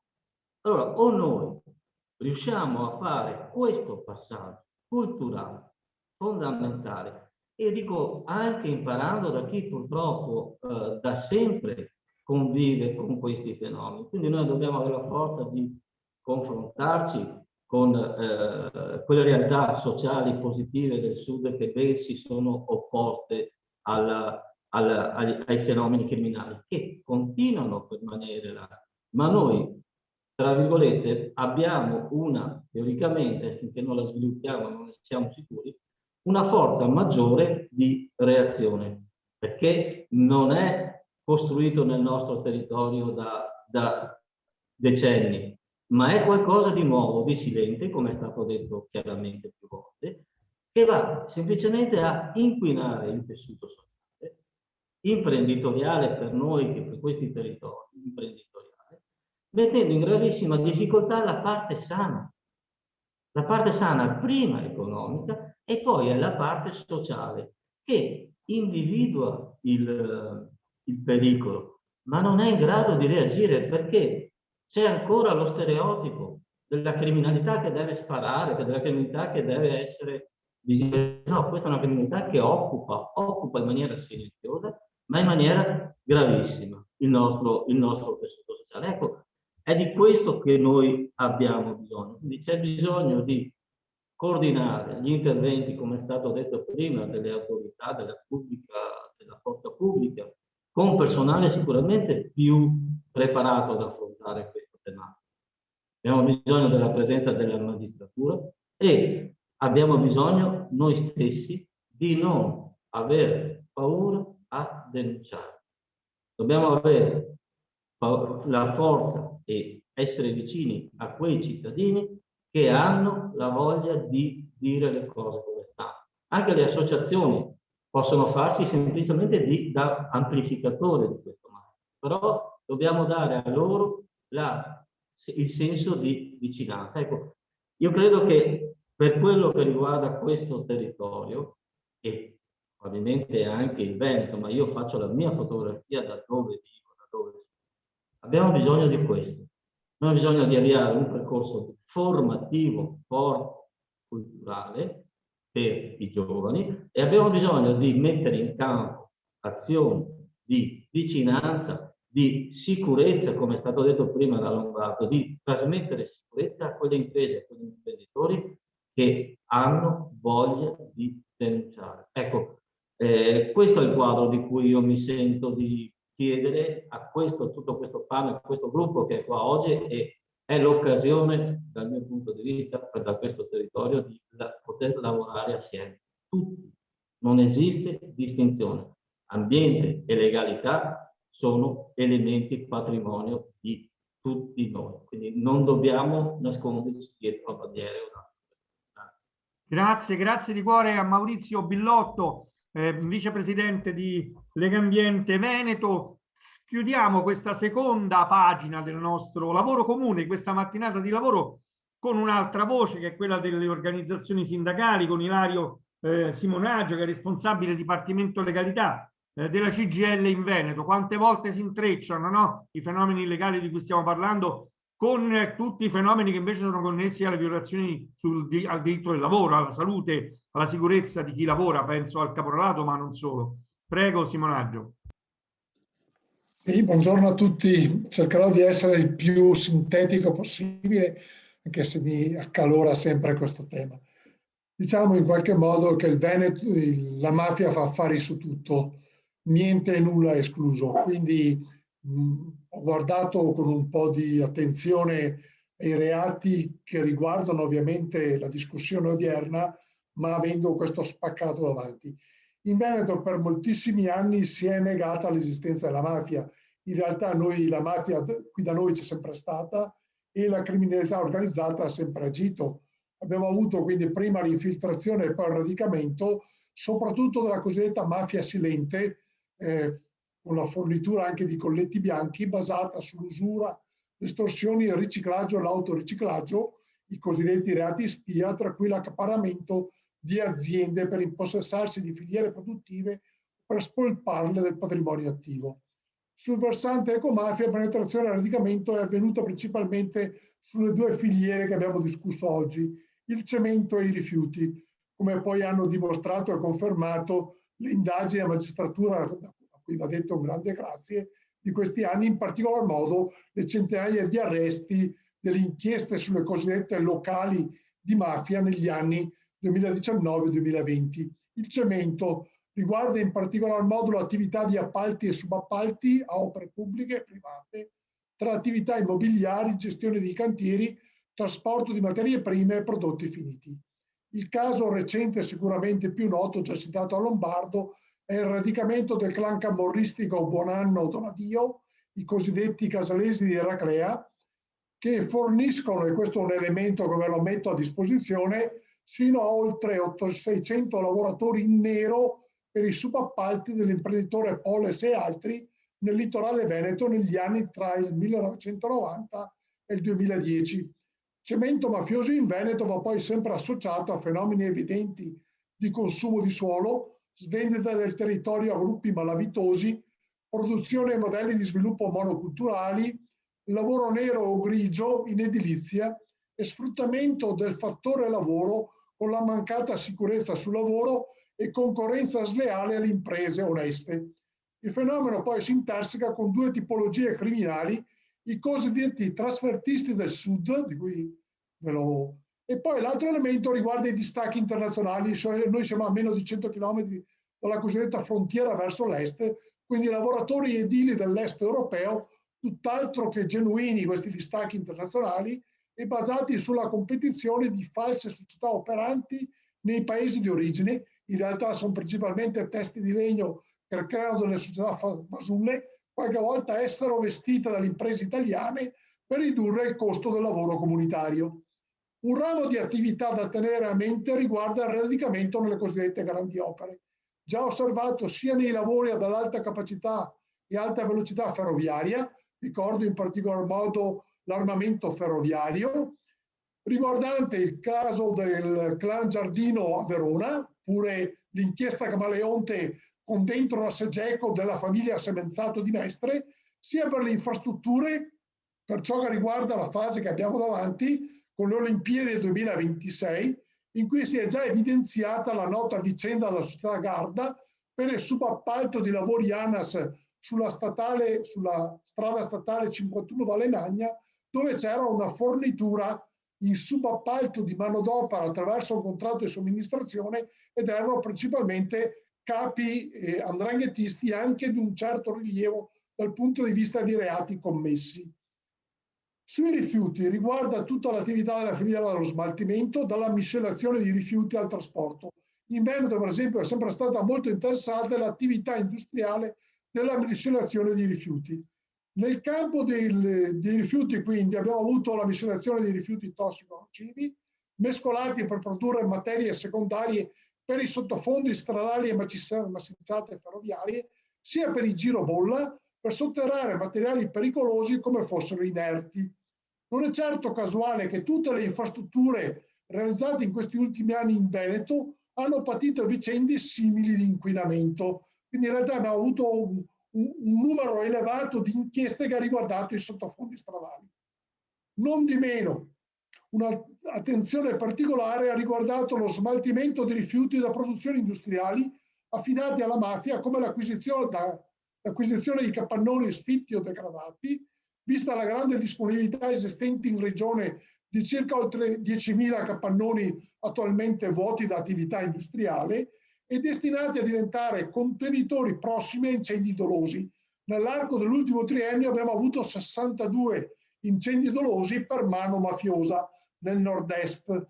Lo dimostrano quindi, tra l'altro l'ha già detto Lombardo prima, anche l'ultima vicenda. Adesso hanno iniziato a parlare collaborando con la giustizia da novembre 2020, due dei più pericolosi 'ndranghetisti arrestati a Verona con l'inchiesta Isola Scaligera, mi sto riferendo a Nicola Toffanin e Domenico Mercurio, e un pezzo di quel filone di indagine riguardava ovviamente gli affari previsti e suggeriti con AMIA e con un giro con soci albanesi per ciò che riguarda lo smaltimento illecito e irregolare di rifiuti. E chiudo con alcune considerazioni sul che fare. Ovviamente le azioni da fare sono non molteplici. La prima, la più semplice, che la Regione e il Governo facciano atti di indirizzo i più chiari e rigorosi possibile, che riguardano poi l'applicazione sostanziale di tutte quelle azioni e buone pratiche, come già richiamato in precedenza, previste dalla legge regionale 48 del 2012. Ci serve in questa regione poi maggiori controlli alle gestioni e ai fenomeni, il cosiddetto rischio di infiltrazione e radicamento. Studiare i fenomeni per costruire leggi e azioni di anticipo, tali da scongiurare possibili rischi e prevenire i reati senza delegare tutto alla magistratura. Di certo aiuta molto a incrociare i dati, questi renderli accessibili, potenziare l'attività interforze di controllo di cantieri, soprattutto in questa fase che vede dispiegati i fondi del Piano Nazionale di Ripresa e Resilienza Italia 2021 e gli altri fondi europei. Serve ovviamente assumere un maggior numero di ispettori del lavoro che facciano maggiori controlli sul rispetto delle regole del lavoro. Continuiamo in questa regione ad avere ancora troppi morti, sul lavoro. Serve poi promuovere una formazione urgente e fondamentale ai lavoratori delle stazioni appaltanti per ciò che riguarda le gare e ovviamente all'insieme di chi si occupa di essere impiegato nelle ispezioni, sviluppando anche metodiche di attività di studio e ricerca che favoriscono la costante attività degli osservatori della legalità, che ce li abbiamo organizzati in una delle prefetture, delle 7 prefetture regionali, in modo che l'attività dell'osservatorio di legalità regionale e quello delle prefetture, quindi quelle territoriali, con la ricercazione di buone pratiche di cantiere, che sviluppino maggiormente una cultura generale contro le mafie e per il rispetto della legalità, che renda quindi anche più conveniente una battaglia culturale di cui in Veneto ce n'è assoluto bisogno. Grazie di cuore ad Ilario Simonaggio, responsabile del Dipartimento Legalità della CGIL Veneto. Terza e ultima pagina di questa nostra mattinata insieme. Io li devo ringraziare di cuore tutti e tre, e cominceremo dalla vicepresidente del Consiglio regionale Francesca Zottis, ma è collegato Giampaolo Bottacin, assessore ambiente del Regione Veneto, e Andrea Ferrazzi, il senatore Andrea Ferrazzi, vicepresidente della Commissione parlamentare ecomafie, che hanno seguito tutti questi lavori. Grazie davvero. Penso sia un'occasione importante. Io provo a sintetizzare due cose prima di lasciarvi la parola. La prima, un forte appello che ha fatto Maurizio Billotto, ma condiviso da Libera e ora anche da CGIL, perché c'è un territorio in particolare che è ancora scioccato per quello che è emerso dalle indagini giudiziarie, che va accompagnato con un'azione comune, forte, di vicinanza, di formazione, di accompagnamento. L'altra, e quindi se questa proposta vi convince, è come è possibile praticarla insieme, con quell'approccio assolutamente caratteristico di Legambiente, di Libera, delle stesse organizzazioni sindacali, no? Che guarda la sostanza e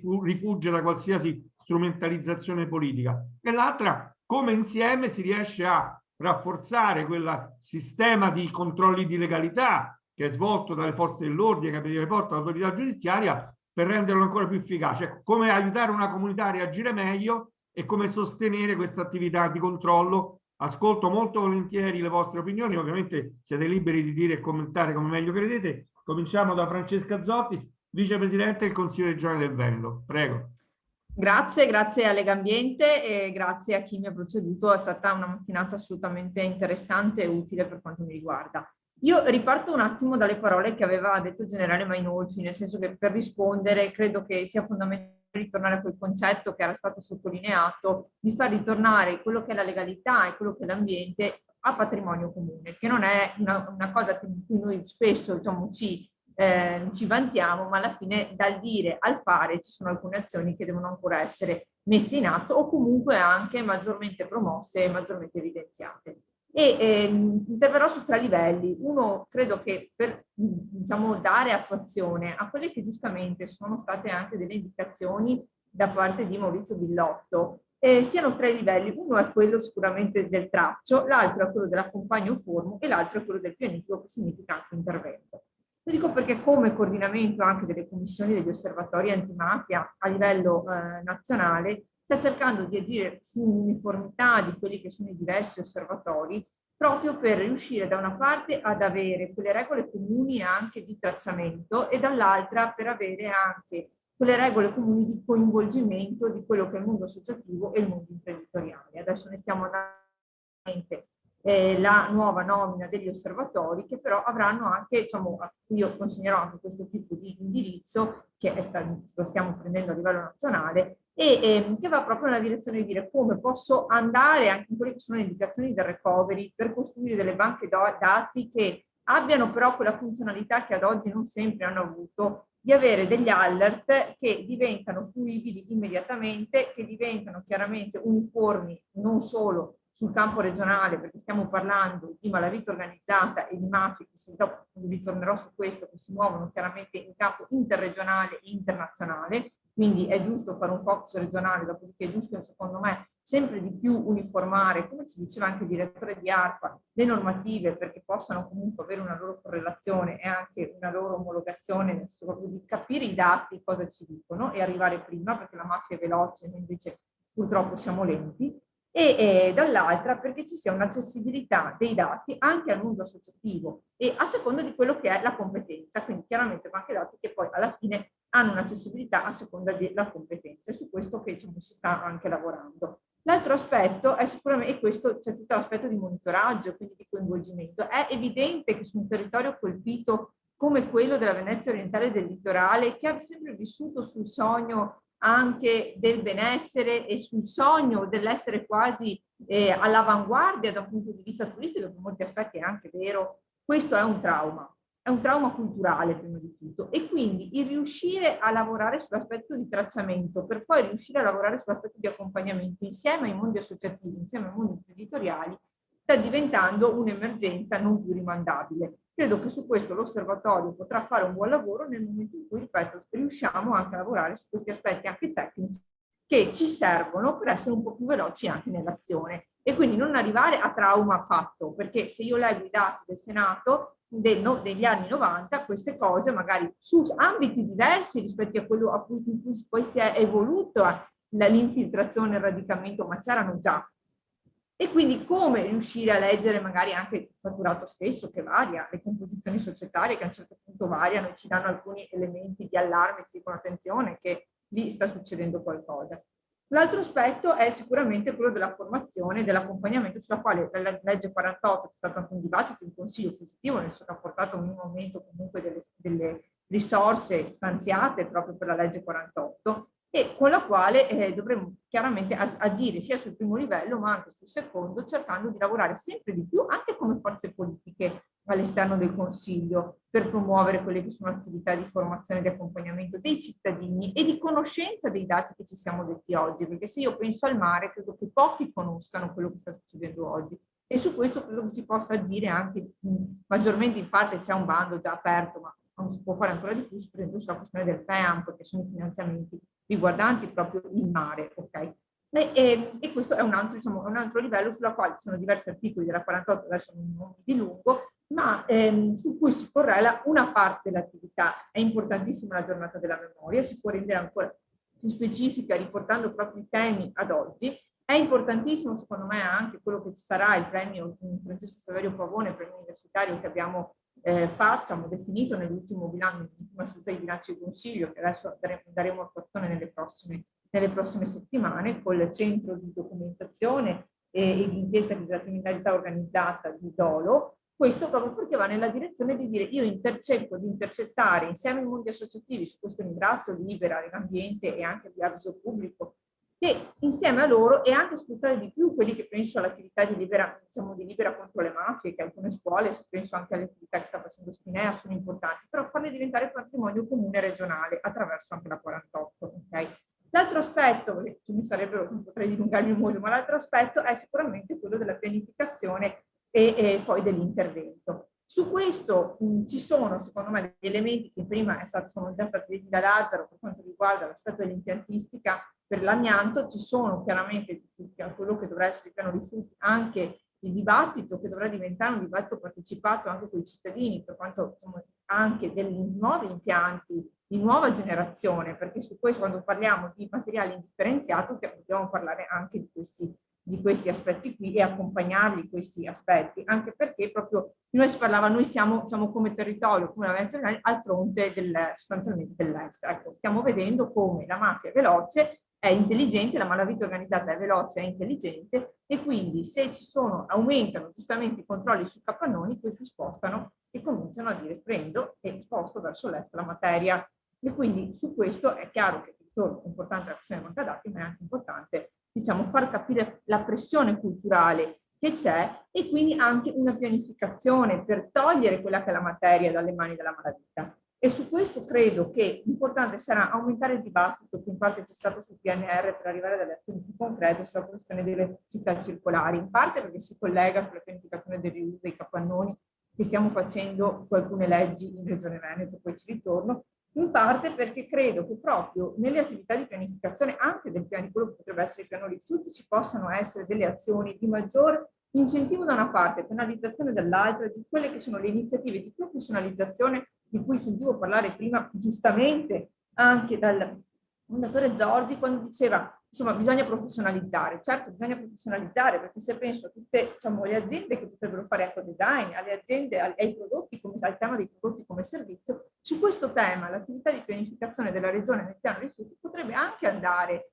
in questa direzione. È chiaro che importante è il lavoro e centrare il lavoro nazionale, nessuno qui toglie, diciamo, è una catena, però anche su questa materia, anche nei bandi regionali, diciamo, con degli indicatori possiamo aumentare ancora di più il lavoro, ed è quello che stiamo cercando di fare in modo trasversale, perché la Commissione Legalità, e chiudo, ha anche questa funzione con la presidenza del consigliere Andrea Zanoni. Sta facendo una serie di audizioni, proprio anche, tra l'altro, ultimamente concentrarsi su ecomafia, poi passeremo al tema anche del caporalato, sulla quale siamo stati proprio io, abbiamo richiesto un focus su questo tema, per poi capire come, da quello che ci viene detto, Sicuramente mandare quelle che possono essere delle istanze a livello regionale, perché il direttore ARPA secondo me prima ha centrato alcuni aspetti di omogeneità anche delle acque che andrebbero portati, dei livelli essenziali, una serie di tematiche, ma anche come eventualmente rivedere le normative regionali, penso al MAST, alla questione, non è una normativa, è la carta ittica, ma il tema della pesca sulla carta ittica, come il fatto del ritorno sul piano dei frutti per quanto riguarda tutte le audizioni che sono state fatte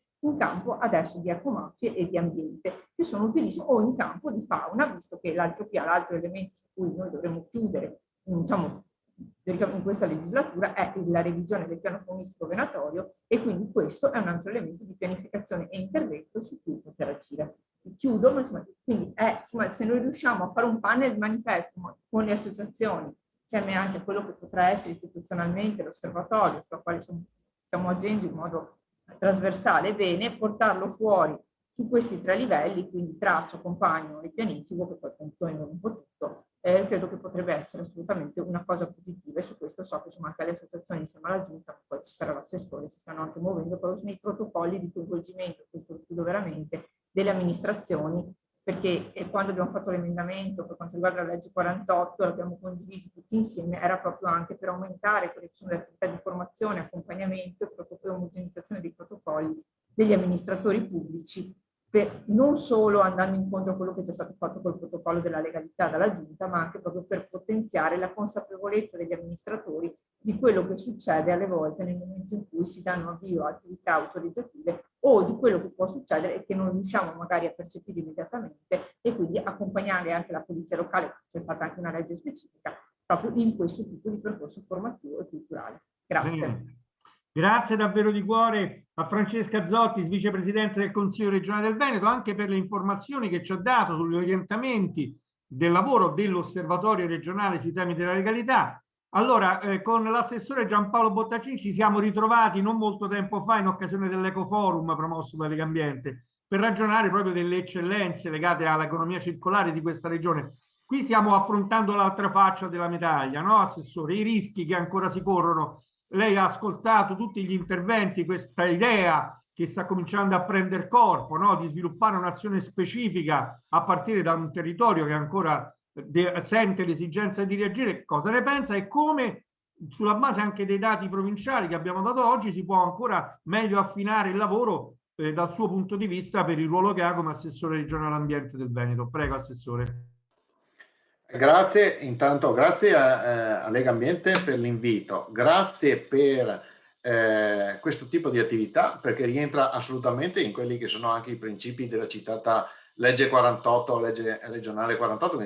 Stiamo in questo momento, grazie a voi, stiamo attuando un pezzettino di quella legge, quindi credo che l'impegno di Legambiente sia assolutamente concreto. Grazie, consentitemi un ringraziamento particolare a tutti coloro che, e oggi ne abbiamo avuto rappresentanti autorevoli, ogni giorno quotidianamente combattono qualsiasi tipo di illecito, ma soprattutto gli illeciti di stampo mafioso. Io ho guardato i dati prima. Allora, 3,9% su quasi 35.000 reati. Apparentemente, no, anche facendo il confronto con le altre regioni, uno potrebbe dire, beh, insomma, siamo messi meno peggio degli altri. Però è comunque troppo, cioè se il dato guardato in confronto ad altri potrebbe sembrare apparentemente rassicurante, per me non lo è affatto. Non lo è affatto, soprattutto quando poi viene declinato su base regionale e in riferimento all'anno precedente, in modo particolare per quanto siamo scambiati prima un paio di messaggi con Luigi Lazzaro sul tema del cemento, ma anche sulla questione dei rifiuti, cioè l'incremento è assolutamente preoccupante. Io ho sbirciato nei giorni scorsi anche gli altri dati che avete citato rapidissimamente, quello degli incendi. Ecco, vorrei che arrivassimo ad avere una situazione come quella degli incendi boschivi, no? Dove siamo, mi pare, al primo o al secondo posto in Italia, con un dato che è assolutamente residuale. Lo dico, fra l'altro, anche con un po' di soddisfazione, visto che dal 2000 la competenza sugli incendi boschivi è passata alle regioni e il numero di incendi, ma soprattutto l'estensione degli incendi, sto parlando di incendi boschivi naturalmente, si è ridotta di un ordine di grandezza, quindi il dato è consolidato e ormai siamo in una direzione importante. Quindi se si vuole ci sono i margini per poter fare. Cosa stiamo facendo? Beh, sicuramente la legge 48 ha ancora grandissimi margini di implementazione, però non siamo all'anno zero. Sono stati citati da chi mi ha preceduto alcuni esempi. Il dottor Tomiato ha citato quello che io chiamo il tavolo incendi, che ha lo scopo di contrastare qualsiasi tipo di illecito collegato in ambito, si muove su due fronti, come ha ben detto Tomiato, senza ripetere, security e safety. Il tavolo incendi l'ho voluto fortemente, funziona, coinvolge tutti gli enti che avete visto prima ed è stato istituito e funziona. Abbiamo una convenzione, è stata citata prima il comandante De Vido, con i carabinieri forestali, ma ne avevamo una che comunque manteniamo, ancorché facciano parte della stessa famiglia, con i NOE, che continuiamo a mantenere, orientata magari su settori un po' diversi, ma si arriva dappertutto.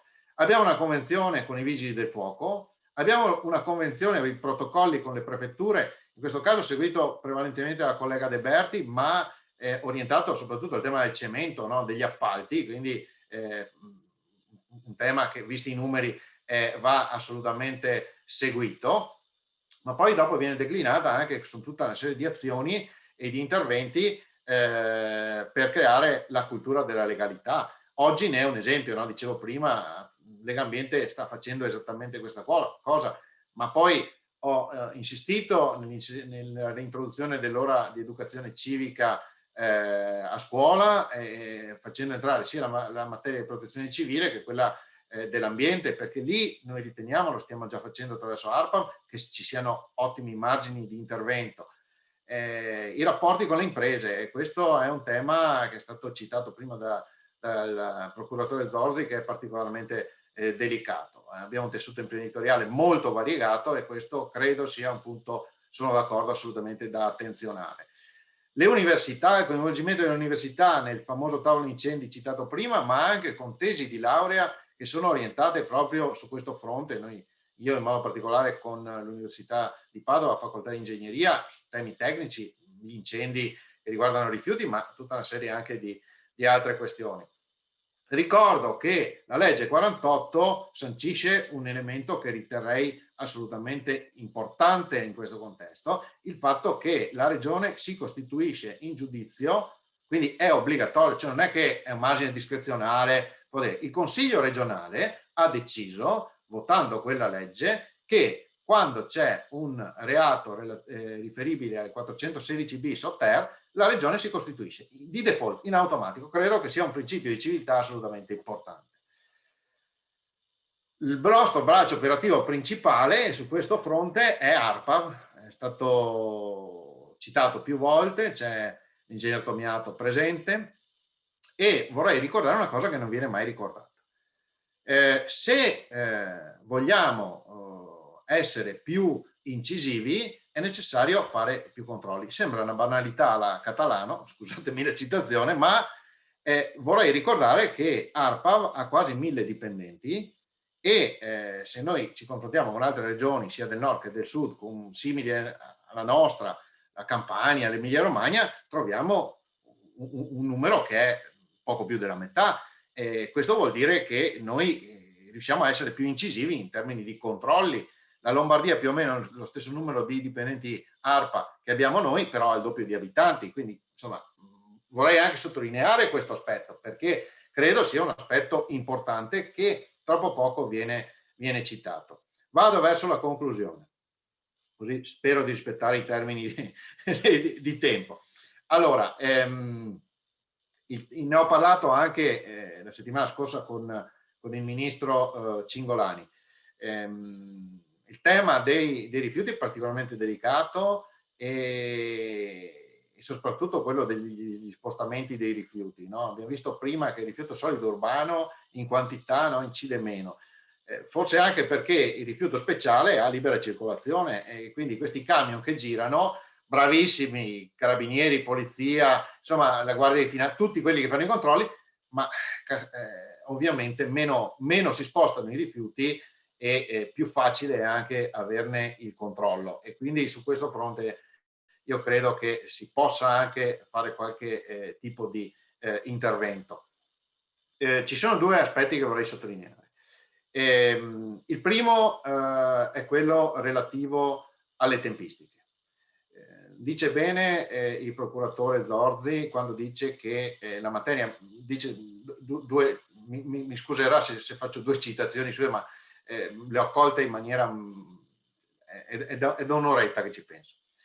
Uno, stiamo affrontando una materia tecnica molto complessa, e la seconda è che la sensibilità dell'opinione pubblica a volte, come dire, non è perfettamente allineata con la complessità della materia. Se ho ben percepito, ma io voglio significare quello che sto per dire adesso. Noi abbiamo la necessità di sveltire delle procedure. Faccio un esempio concreto. Nel momento in cui viene individuato un sito potenzialmente inquinato, bisogna verificare se c'è il rischio di inquinamento della matrice suolo, e dopodiché c'è la predisposizione del piano di caratterizzazione, l'approvazione del piano di caratterizzazione, l'attivazione del piano di caratterizzazione, la verifica del piano di caratterizzazione. Cioè, passano mesi e mesi, il cittadino comune dice: ma caspita, hanno trovato un sito dove c'è della porcheria, quando è che lo portano via la porcheria? Tutto questo è normato dal 152 del codice ambientale. E quindi io credo che forse anche qui, parlando con il ministro Cingolani, una certa semplificazione per cercare di contrarre i tempi, credo che possa essere assolutamente utile, per andare incontro anche a quella che è la sensibilità aumentata dell'opinione pubblica e far capire che siamo tutti nella stessa barca e che stiamo remando tutti nella stessa direzione. Quando dico tutti intendo il cittadino, ma anche le istituzioni. Altro aspetto che mi sta particolarmente a cuore è quello delle sostanze emergenti, perché poi dopo, quando si parla di rifiuti o di inquinanti, la materia, come dicevo, è molto tecnica, e abbiamo tutta una serie di sostanze emergenti che devono essere normate. Allora, su questo fronte è importante che ci sia non solo, come diceva la vicepresidente del Consiglio Zottis, una convergenza trasversale a livello di singola istituzione, e mi pare che ci sia in Consiglio regionale, ma anche verticale tra i vari soggetti. Chi arriva dove? Il vicepresidente Ferrazzi mi è testimone, ci sono i verbali che lo testimoniano su tutta la vicenda. Cito un altro aspetto molto pratico dei PFAS, no? Chi deve mettere i limiti? Li deve mettere la regione, li deve mettere lo Stato.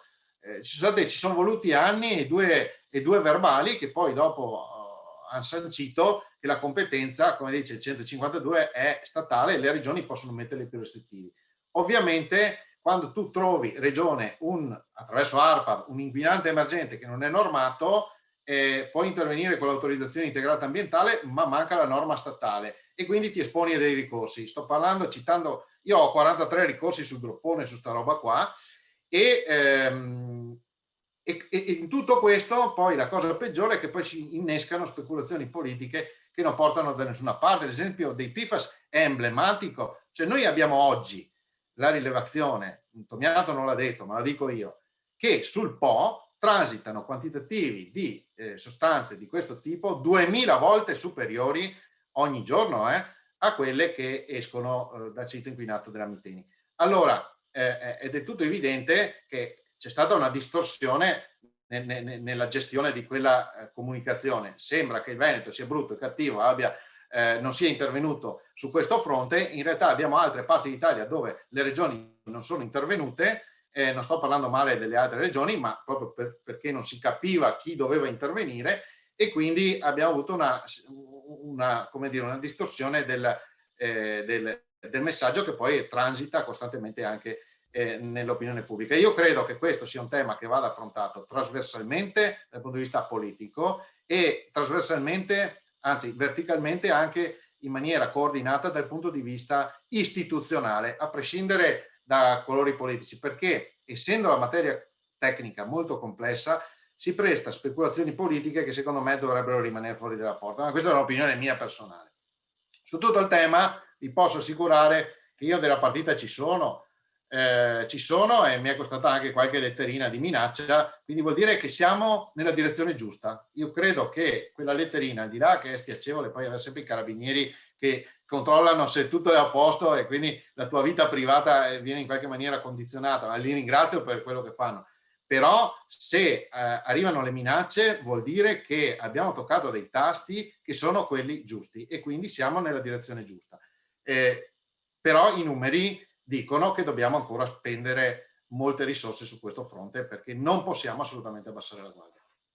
Grazie di cuore Assessore Bottacino, esprimo veramente ovviamente solidarietà e la vicinanza di Legambiente rispetto a queste minacce che lei ha ricevuto. Capita purtroppo spesso in Italia che tanti amministratori locali a diversi livelli, come ci racconta ogni anno Avviso Pubblico, subiscano minacce e intimidazioni. Allora, Senatore Ferrazzi, lei ha un punto di osservazione molto particolare perché conosce bene la regione di cui stiamo parlando, il Veneto, ma con il ruolo che ha di vicepresidente della Commissione Ecomafie è anche uno sguardo a livello nazionale. Ecco, quali insegnamenti, quali suggerimenti si sente di dare perché il Veneto possa reagire ancora di più e meglio di fronte ai fenomeni che abbiamo raccontato questa mattina? Prego. Ma innanzitutto grazie a lei, grazie a Luigi Lazzaro, grazie a Legambiente perché costantemente con attenzione ambientale, diciamo, di stampo scientifico, non ideologica, tengono alta la questione a livello nazionale e anche a livello regionale. Guardate, proprio l'altro ieri abbiamo qui, è stato citato all'inizio, votato in Commissione Affari Costituzionali su un lavoro preparato dal Comitato Ristretto nel quale ho rappresentato il Partito Democratico appunto nell'elaborazione del testo. Abbiamo votato una cosa storica, cioè l'introduzione nella Costituzione della tutela dell'ambiente, della biodiversità, degli ecosistemi, la responsabilità nei confronti delle future generazioni, il tema diciamo, di una legge che viene appunto poi conferita, un potere conferito particolarmente allo Stato già direttamente dalla Costituzione sulla tutela degli animali, e poi un altro passaggio storico, cioè quello del collegamento tra il diritto alla salute e la tutela dell'ambiente, perché è del tutto evidente che in un ambiente malato l'uomo non può essere sano, esattamente come la pandemia ci sta plasticamente e drammaticamente dimostrando. Dicevo che è un passaggio storico perché è un passaggio che modifica addirittura i principi, quelli generali, no? I principi fondativi del patto costituzionale, cioè all'interno di 12 articoli, in particolare il 9. E questo ha suscitato anche un dibattito molto acceso all'interno del comitato, perché alcuni ritenevano che già insomma, le sentenze della Corte Costituzionale o delle Cassazioni dal punto di vista della tutela ambientale sarebbero stati sufficienti. Noi invece abbiamo, ed è stato importante perché il voto è stato unanime, dopo un lavoro di mesi di preparazione, di matura, accordo, eccetera, abbiamo voluto inserire il tema della tutela dell'ambiente e degli ecosistemi perché riteniamo che all'interno di quel lavoro di bilanciamento necessario tra i diritti costituzionalmente riconosciuti doveva essere inserito anche il tema dell'ambiente, perché sappiamo molto bene che anche dal pronunciamento, anche dalle corti, molto spesso questo rischia di non avere, diciamo, un sostegno giuridicamente fondativo proprio perché alcuni importantissimi, fondamentali diritti sono esplicitamente riconosciuti, mentre altri come l'ambiente, la biodiversità e le future generazioni non erano esplicitamente riconosciute. Ora naturalmente dobbiamo accelerare in questa direzione. Nella conferenza di capigruppo porremo la prossima settimana già la calendarizzazione in aula per poi passare velocemente perché lei sa che ci vogliono 4 passaggi per le modifiche costituzionali sperando di avere i 2/3 del Parlamento con voto a favore. E questo lo dico come cappello fondamentale. Guarda, io ho ritenuto di accelerare moltissimo in questa direzione spiegando che era l'occasione per recuperare tempo perduto.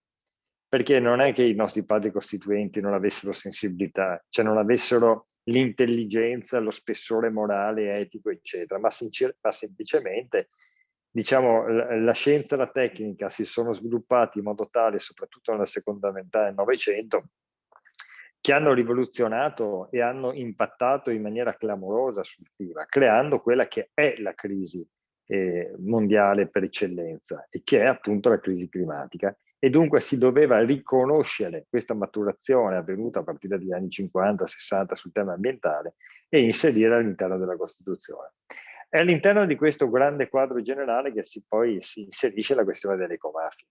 Guardate qua, in maniera molto rapida, naturalmente tutto ciò che dico è fondato dall'attività appunto investigativa e di inchiesta della Commissione Ecomafie, quindi dati che ho letto, persone incontrate, missioni compiute. Il fenomeno delle mafie è un fenomeno che non ha confini, naturalmente.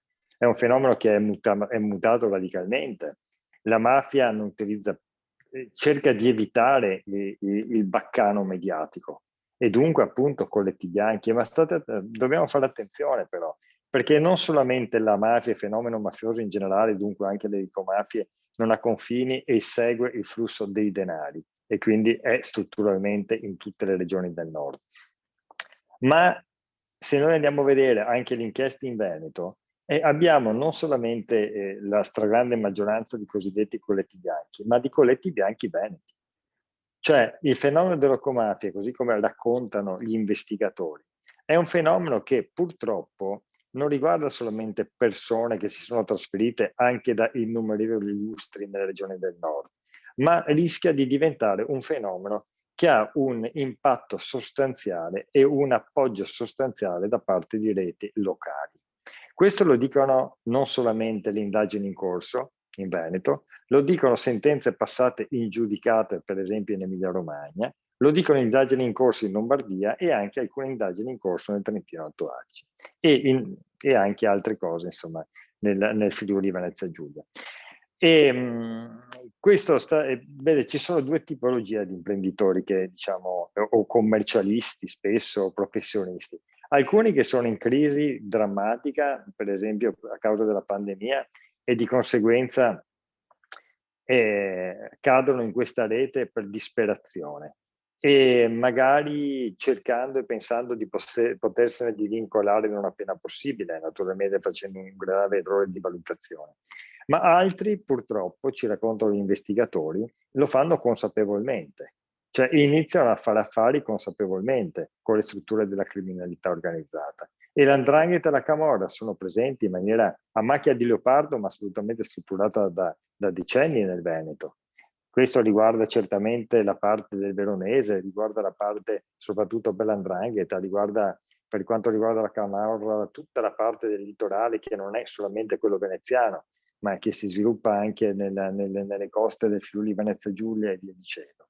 E questo lo dobbiamo dire con grande forza, perché invece la stragrande maggioranza del tessuto sano della nostra regione deve averne consapevolezza per reagire collettivamente. C'è bisogno di un soprassalto dal punto di vista etico, culturale, politico, investigativo, perché non è negando l'evidenza o rimanendo solamente scioccati dinanzi al dato dell'evidenza che si fa qualcosa di buono, ma è riconoscendo il dato di realtà e costruendo poi reti e azioni conseguenti che si riesce a fronteggiare il fenomeno. Sulla questione delle ecomafie, poi ci sono dei passaggi che sono assolutamente, come dire, essenziali. Per esempio, sì, è vero, come diceva il dottor Zorzi, che la presenza della criminalità organizzata è sostanzialmente economica, no? Anche quella di stampo mafioso nel Veneto, e allora dobbiamo migliorare tutte le reti delle comunicazioni di dati. Bisogna sviluppare l'integrazione ancora più potente. C'è in Veneto, a Padova, la sede della direzione investigativa antimafia, che è interforze, e questo è un dato molto importante. Bisogna fare ulteriori passi in avanti perché la trasmissione dei dati, e soprattutto quelle dei dati sensibili, in mano ad alcune forze dell'ordine, sia messa a disposizione di tutti, perché questo diventa un elemento assolutamente centrale. Bisogna modificare e implementare ancora di più la legge 68 del 2015, certamente, guardi, in base al dato e al costante monitoraggio che facciamo, è stata una legge fondamentale perché ha portato ad emersione i 19 miliardi di fatturato, chiamiamolo così, del 2020. Non sono solo un dato elevatissimo in sé, ma è un dato drammaticamente evidente se comparato con la crescita negli anni, perché stiamo parlando ogni anno di una crescita di più di 2 cifre percentuali. Questo è stato portato a galla anche certamente da questa legge. Sono assolutamente d'accordo che va implementata, va migliorata, bisogna eliminare elementi di genericità, soprattutto su alcune fattispecie delittuose, e renderli molto più puntuali, ma non c'è dubbio alcuno che il cammino che si è intrapreso anche a livello nazionale sia un cammino virtuoso. C'è poi tutta la questione della gestione dei rifiuti, della questione degli impianti. Se lei legge il documento del procuratore generale antimafia che ha fatto nel primo semestre del 2020, riconosce che è l'assenza di una politica industriale degli impianti che genera e aiuta, non genera, che aiuta l'inserimento nel traffico dei rifiuti del fenomeno della criminalità organizzata. Il problema del flusso non è solo che è difficile, è più difficile controllarla, il tema è tutto diverso. Il tema è che il flusso è generato apposta perché genera introiti alla criminalità organizzata. Io tra le varie missioni che ho fatto ho potuto vedere con i miei occhi, per esempio, le realtà in Sicilia, non so, il grande impianto di Bellolampo a sud di Palermo, con la discarica che gestisce o dovrebbe gestire tutti i rifiuti prodotti nella città. Lì non funziona nulla. Lì c'è un impianto che è diventato un deposito, ma quello che è ancora più grave, non funziona, così come altri depositi, scientificamente. Quando iniziano a funzionare prendono fuoco. E ogni mattina da Bellolampo partono decine di tir portando i rifiuti in giro per l'isola e anche altrove, generando un introito per la criminalità organizzata di 30 milioni di euro all'anno, che sono soldi che i cittadini di Palermo pagano col sistema della tariffazione dei rifiuti. È un circolo vizioso assolutamente drammatico e non c'è una politica industriale, non ci sono impianti che funzionano. Quando noi parliamo di impianti che devono funzionare per la gestione della differenziata, il sindaco di Reggio Calabria mi raccontava che lui è riuscito a portare la differenziata in 4 anni dal 16 al 46%, ma una volta raccolta dalla differenziata doveva diventare di nuovo indifferenziata perché non c'erano gli impianti dove portarla. Cioè siamo in queste condizioni qui. E lo stesso potrei dire per le acque reflue, gli impianti di depurazione e via dicendo. Questo soprattutto sto dicendo naturalmente in alcune regioni del sud. E poi tutta la questione normativa riguardante l'end of waste. Io sono stato relatore del provvedimento che ha consentito nel nostro paese insomma un salto di qualità, ma certamente non è sufficiente. L'ultima questione che vorrei toccare è quella diciamo, generale dei grandi investimenti che ci possono essere adesso col PNRR. Ora, io credo che il PNRR sia la grande occasione di trasformazione radicale del nostro paese. E stiamo parlando di transizione ecologica, perché o c'è transizione ecologica o non c'è crescita economica. C'è ormai la dualità tra crescita dell'economia o rispetto dell'ambiente, grazie a Dio lo stiamo superando, e abbiamo capito che è il modello di crescita che, se diventa compatibile con l'ambiente, sostenibile dal punto di vista ambientale, dal punto di vista sociale e dal punto di vista economico, il modello regge. Ma questo l'hanno i più grandi investitori a livello mondiale dei FAIR, di tutti i fondi, diciamo dei fondi per le energie rinnovabili, sono le assicurazioni, perché non possono più gestire i costi per le catastrofi climatiche che ci sono in giro per il mondo. BlackRock ormai ha dato l'input a tutti gli investitori della sua rete mondiale di investire selettivamente solamente sugli investimenti green. Si sta parlando di fiscalità green, di bond green e via dicendo. Serve una politica fiscale green a livello europeo. Questa è la grande, diciamo, occasione che abbiamo, e io credo che il PNRR, tra l'altro sono relatore anche della parte complementare dei 30 miliardi che devono andare, che sono soldi messi direttamente dal governo in Commissione Ambiente, debba essere l'occasione per questa transizione, perché la transizione può essere un'occasione di crescita economica, di crescita di benessere, di crescita di posti di lavoro. Concludo con questo: la sciagurata politica di Trump non è stata una sciagurata politica solo perché dal punto di vista ambientale è stata appunto sciagurata, ma perché finanziando il carbone e il petrolio, sia con grandi finanziamenti pubblici, si è comunque continuato a perdere posti di lavoro drammaticamente su quei settori. perché, come ha risposto giustamente Kerry quando è venuto qua in Italia, certo possono tornare certe decisioni politiche folli, ma grazie a Dio ormai gli operatori economici hanno capito che quelle follie non sono più compatibili nemmeno con lo sviluppo economico.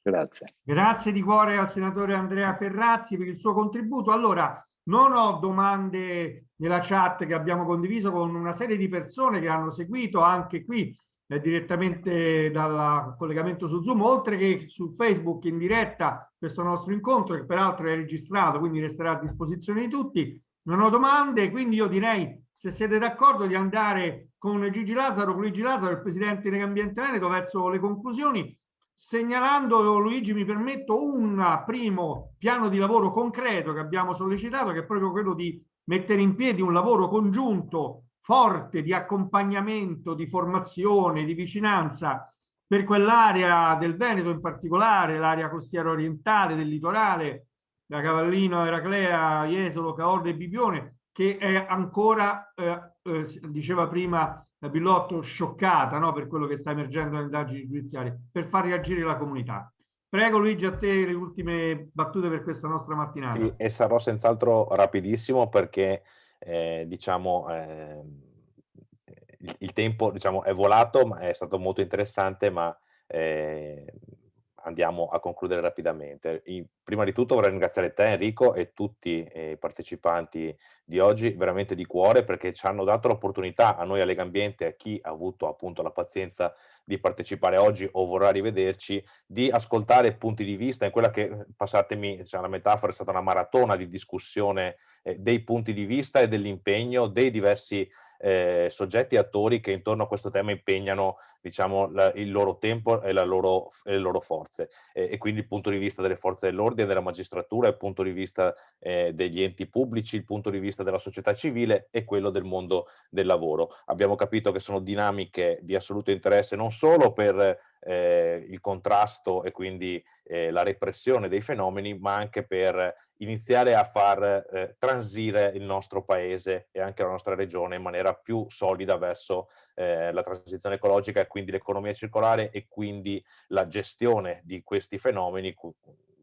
diciamo, la gestione del mondo dei rifiuti, del ciclo dei rifiuti e poi la gestione del ciclo del cemento, dove immagino, diciamo, anche il tema delle costruzioni e della demolizione, e anche lì in quel caso entra in campo l'end of waste e tutto il tema del riuso degli inerti, hanno un ruolo fondamentale, quindi vanno di pari passo. Ci deve essere il contrasto, ma ci deve essere anche la forza di lavorare insieme per provare a costruire quello che deve essere un futuro appunto differente, di transizione ecologica. E dirlo oggi, insomma, diciamo, in un Veneto che ha subito ancora, diciamo, una parte del territorio annichilita forse, no, dal punto di vista sociale rispetto a fenomeni che magari sono stati appunto sottovalutati, come diceva giustamente il senatore Ferrazzi, o comunque non prontamente approfonditi, ma che mette a rischio, anche qui dirlo oggi, alla vigilia della giornata mondiale della biodiversità, e che il tema, diciamo, che sta più a cuore all'associazione, quindi la tutela chiaramente dell'ambiente e delle matrici ambientali, una biodiversità che è a rischio oggi gravemente minacciata, lo è non solo, diciamo, da un modello di sviluppo che abbiamo capito dobbiamo invertire, ma è pesantemente minacciata anche da chi dentro questo modello di sviluppo ha infiltrato criminalità e modalità mafiose che gravano fortemente anche sulla qualità dell'ambiente. E quindi, ecco, noi cogliamo l'invito a continuare a lavorare insieme dentro, diciamo, come stiamo facendo, come ringrazio l'assessore Bottacin per averlo fatto notare, dentro i principi di una legge regionale, quindi della volontà e la voglia di costruire assieme momenti di discussione e di condivisione. Lo faremo senz'altro, continueremo a farlo con i dati del rapporto Ecomafia, e ringrazio di nuovo tutti voi e speriamo di rincontrarci ancora per discutere ancora in futuro di questi fenomeni. Grazie. Grazie davvero a tutti. Accendete pure le telecamere, così ci salutiamo tutti insieme. È stata davvero una mattinata molto interessante, ricca di spunti, informazioni, notizie da approfondire. Ci contatteremo, ci sentiremo nei prossimi giorni. Grazie davvero di cuore a tutti voi e buona giornata.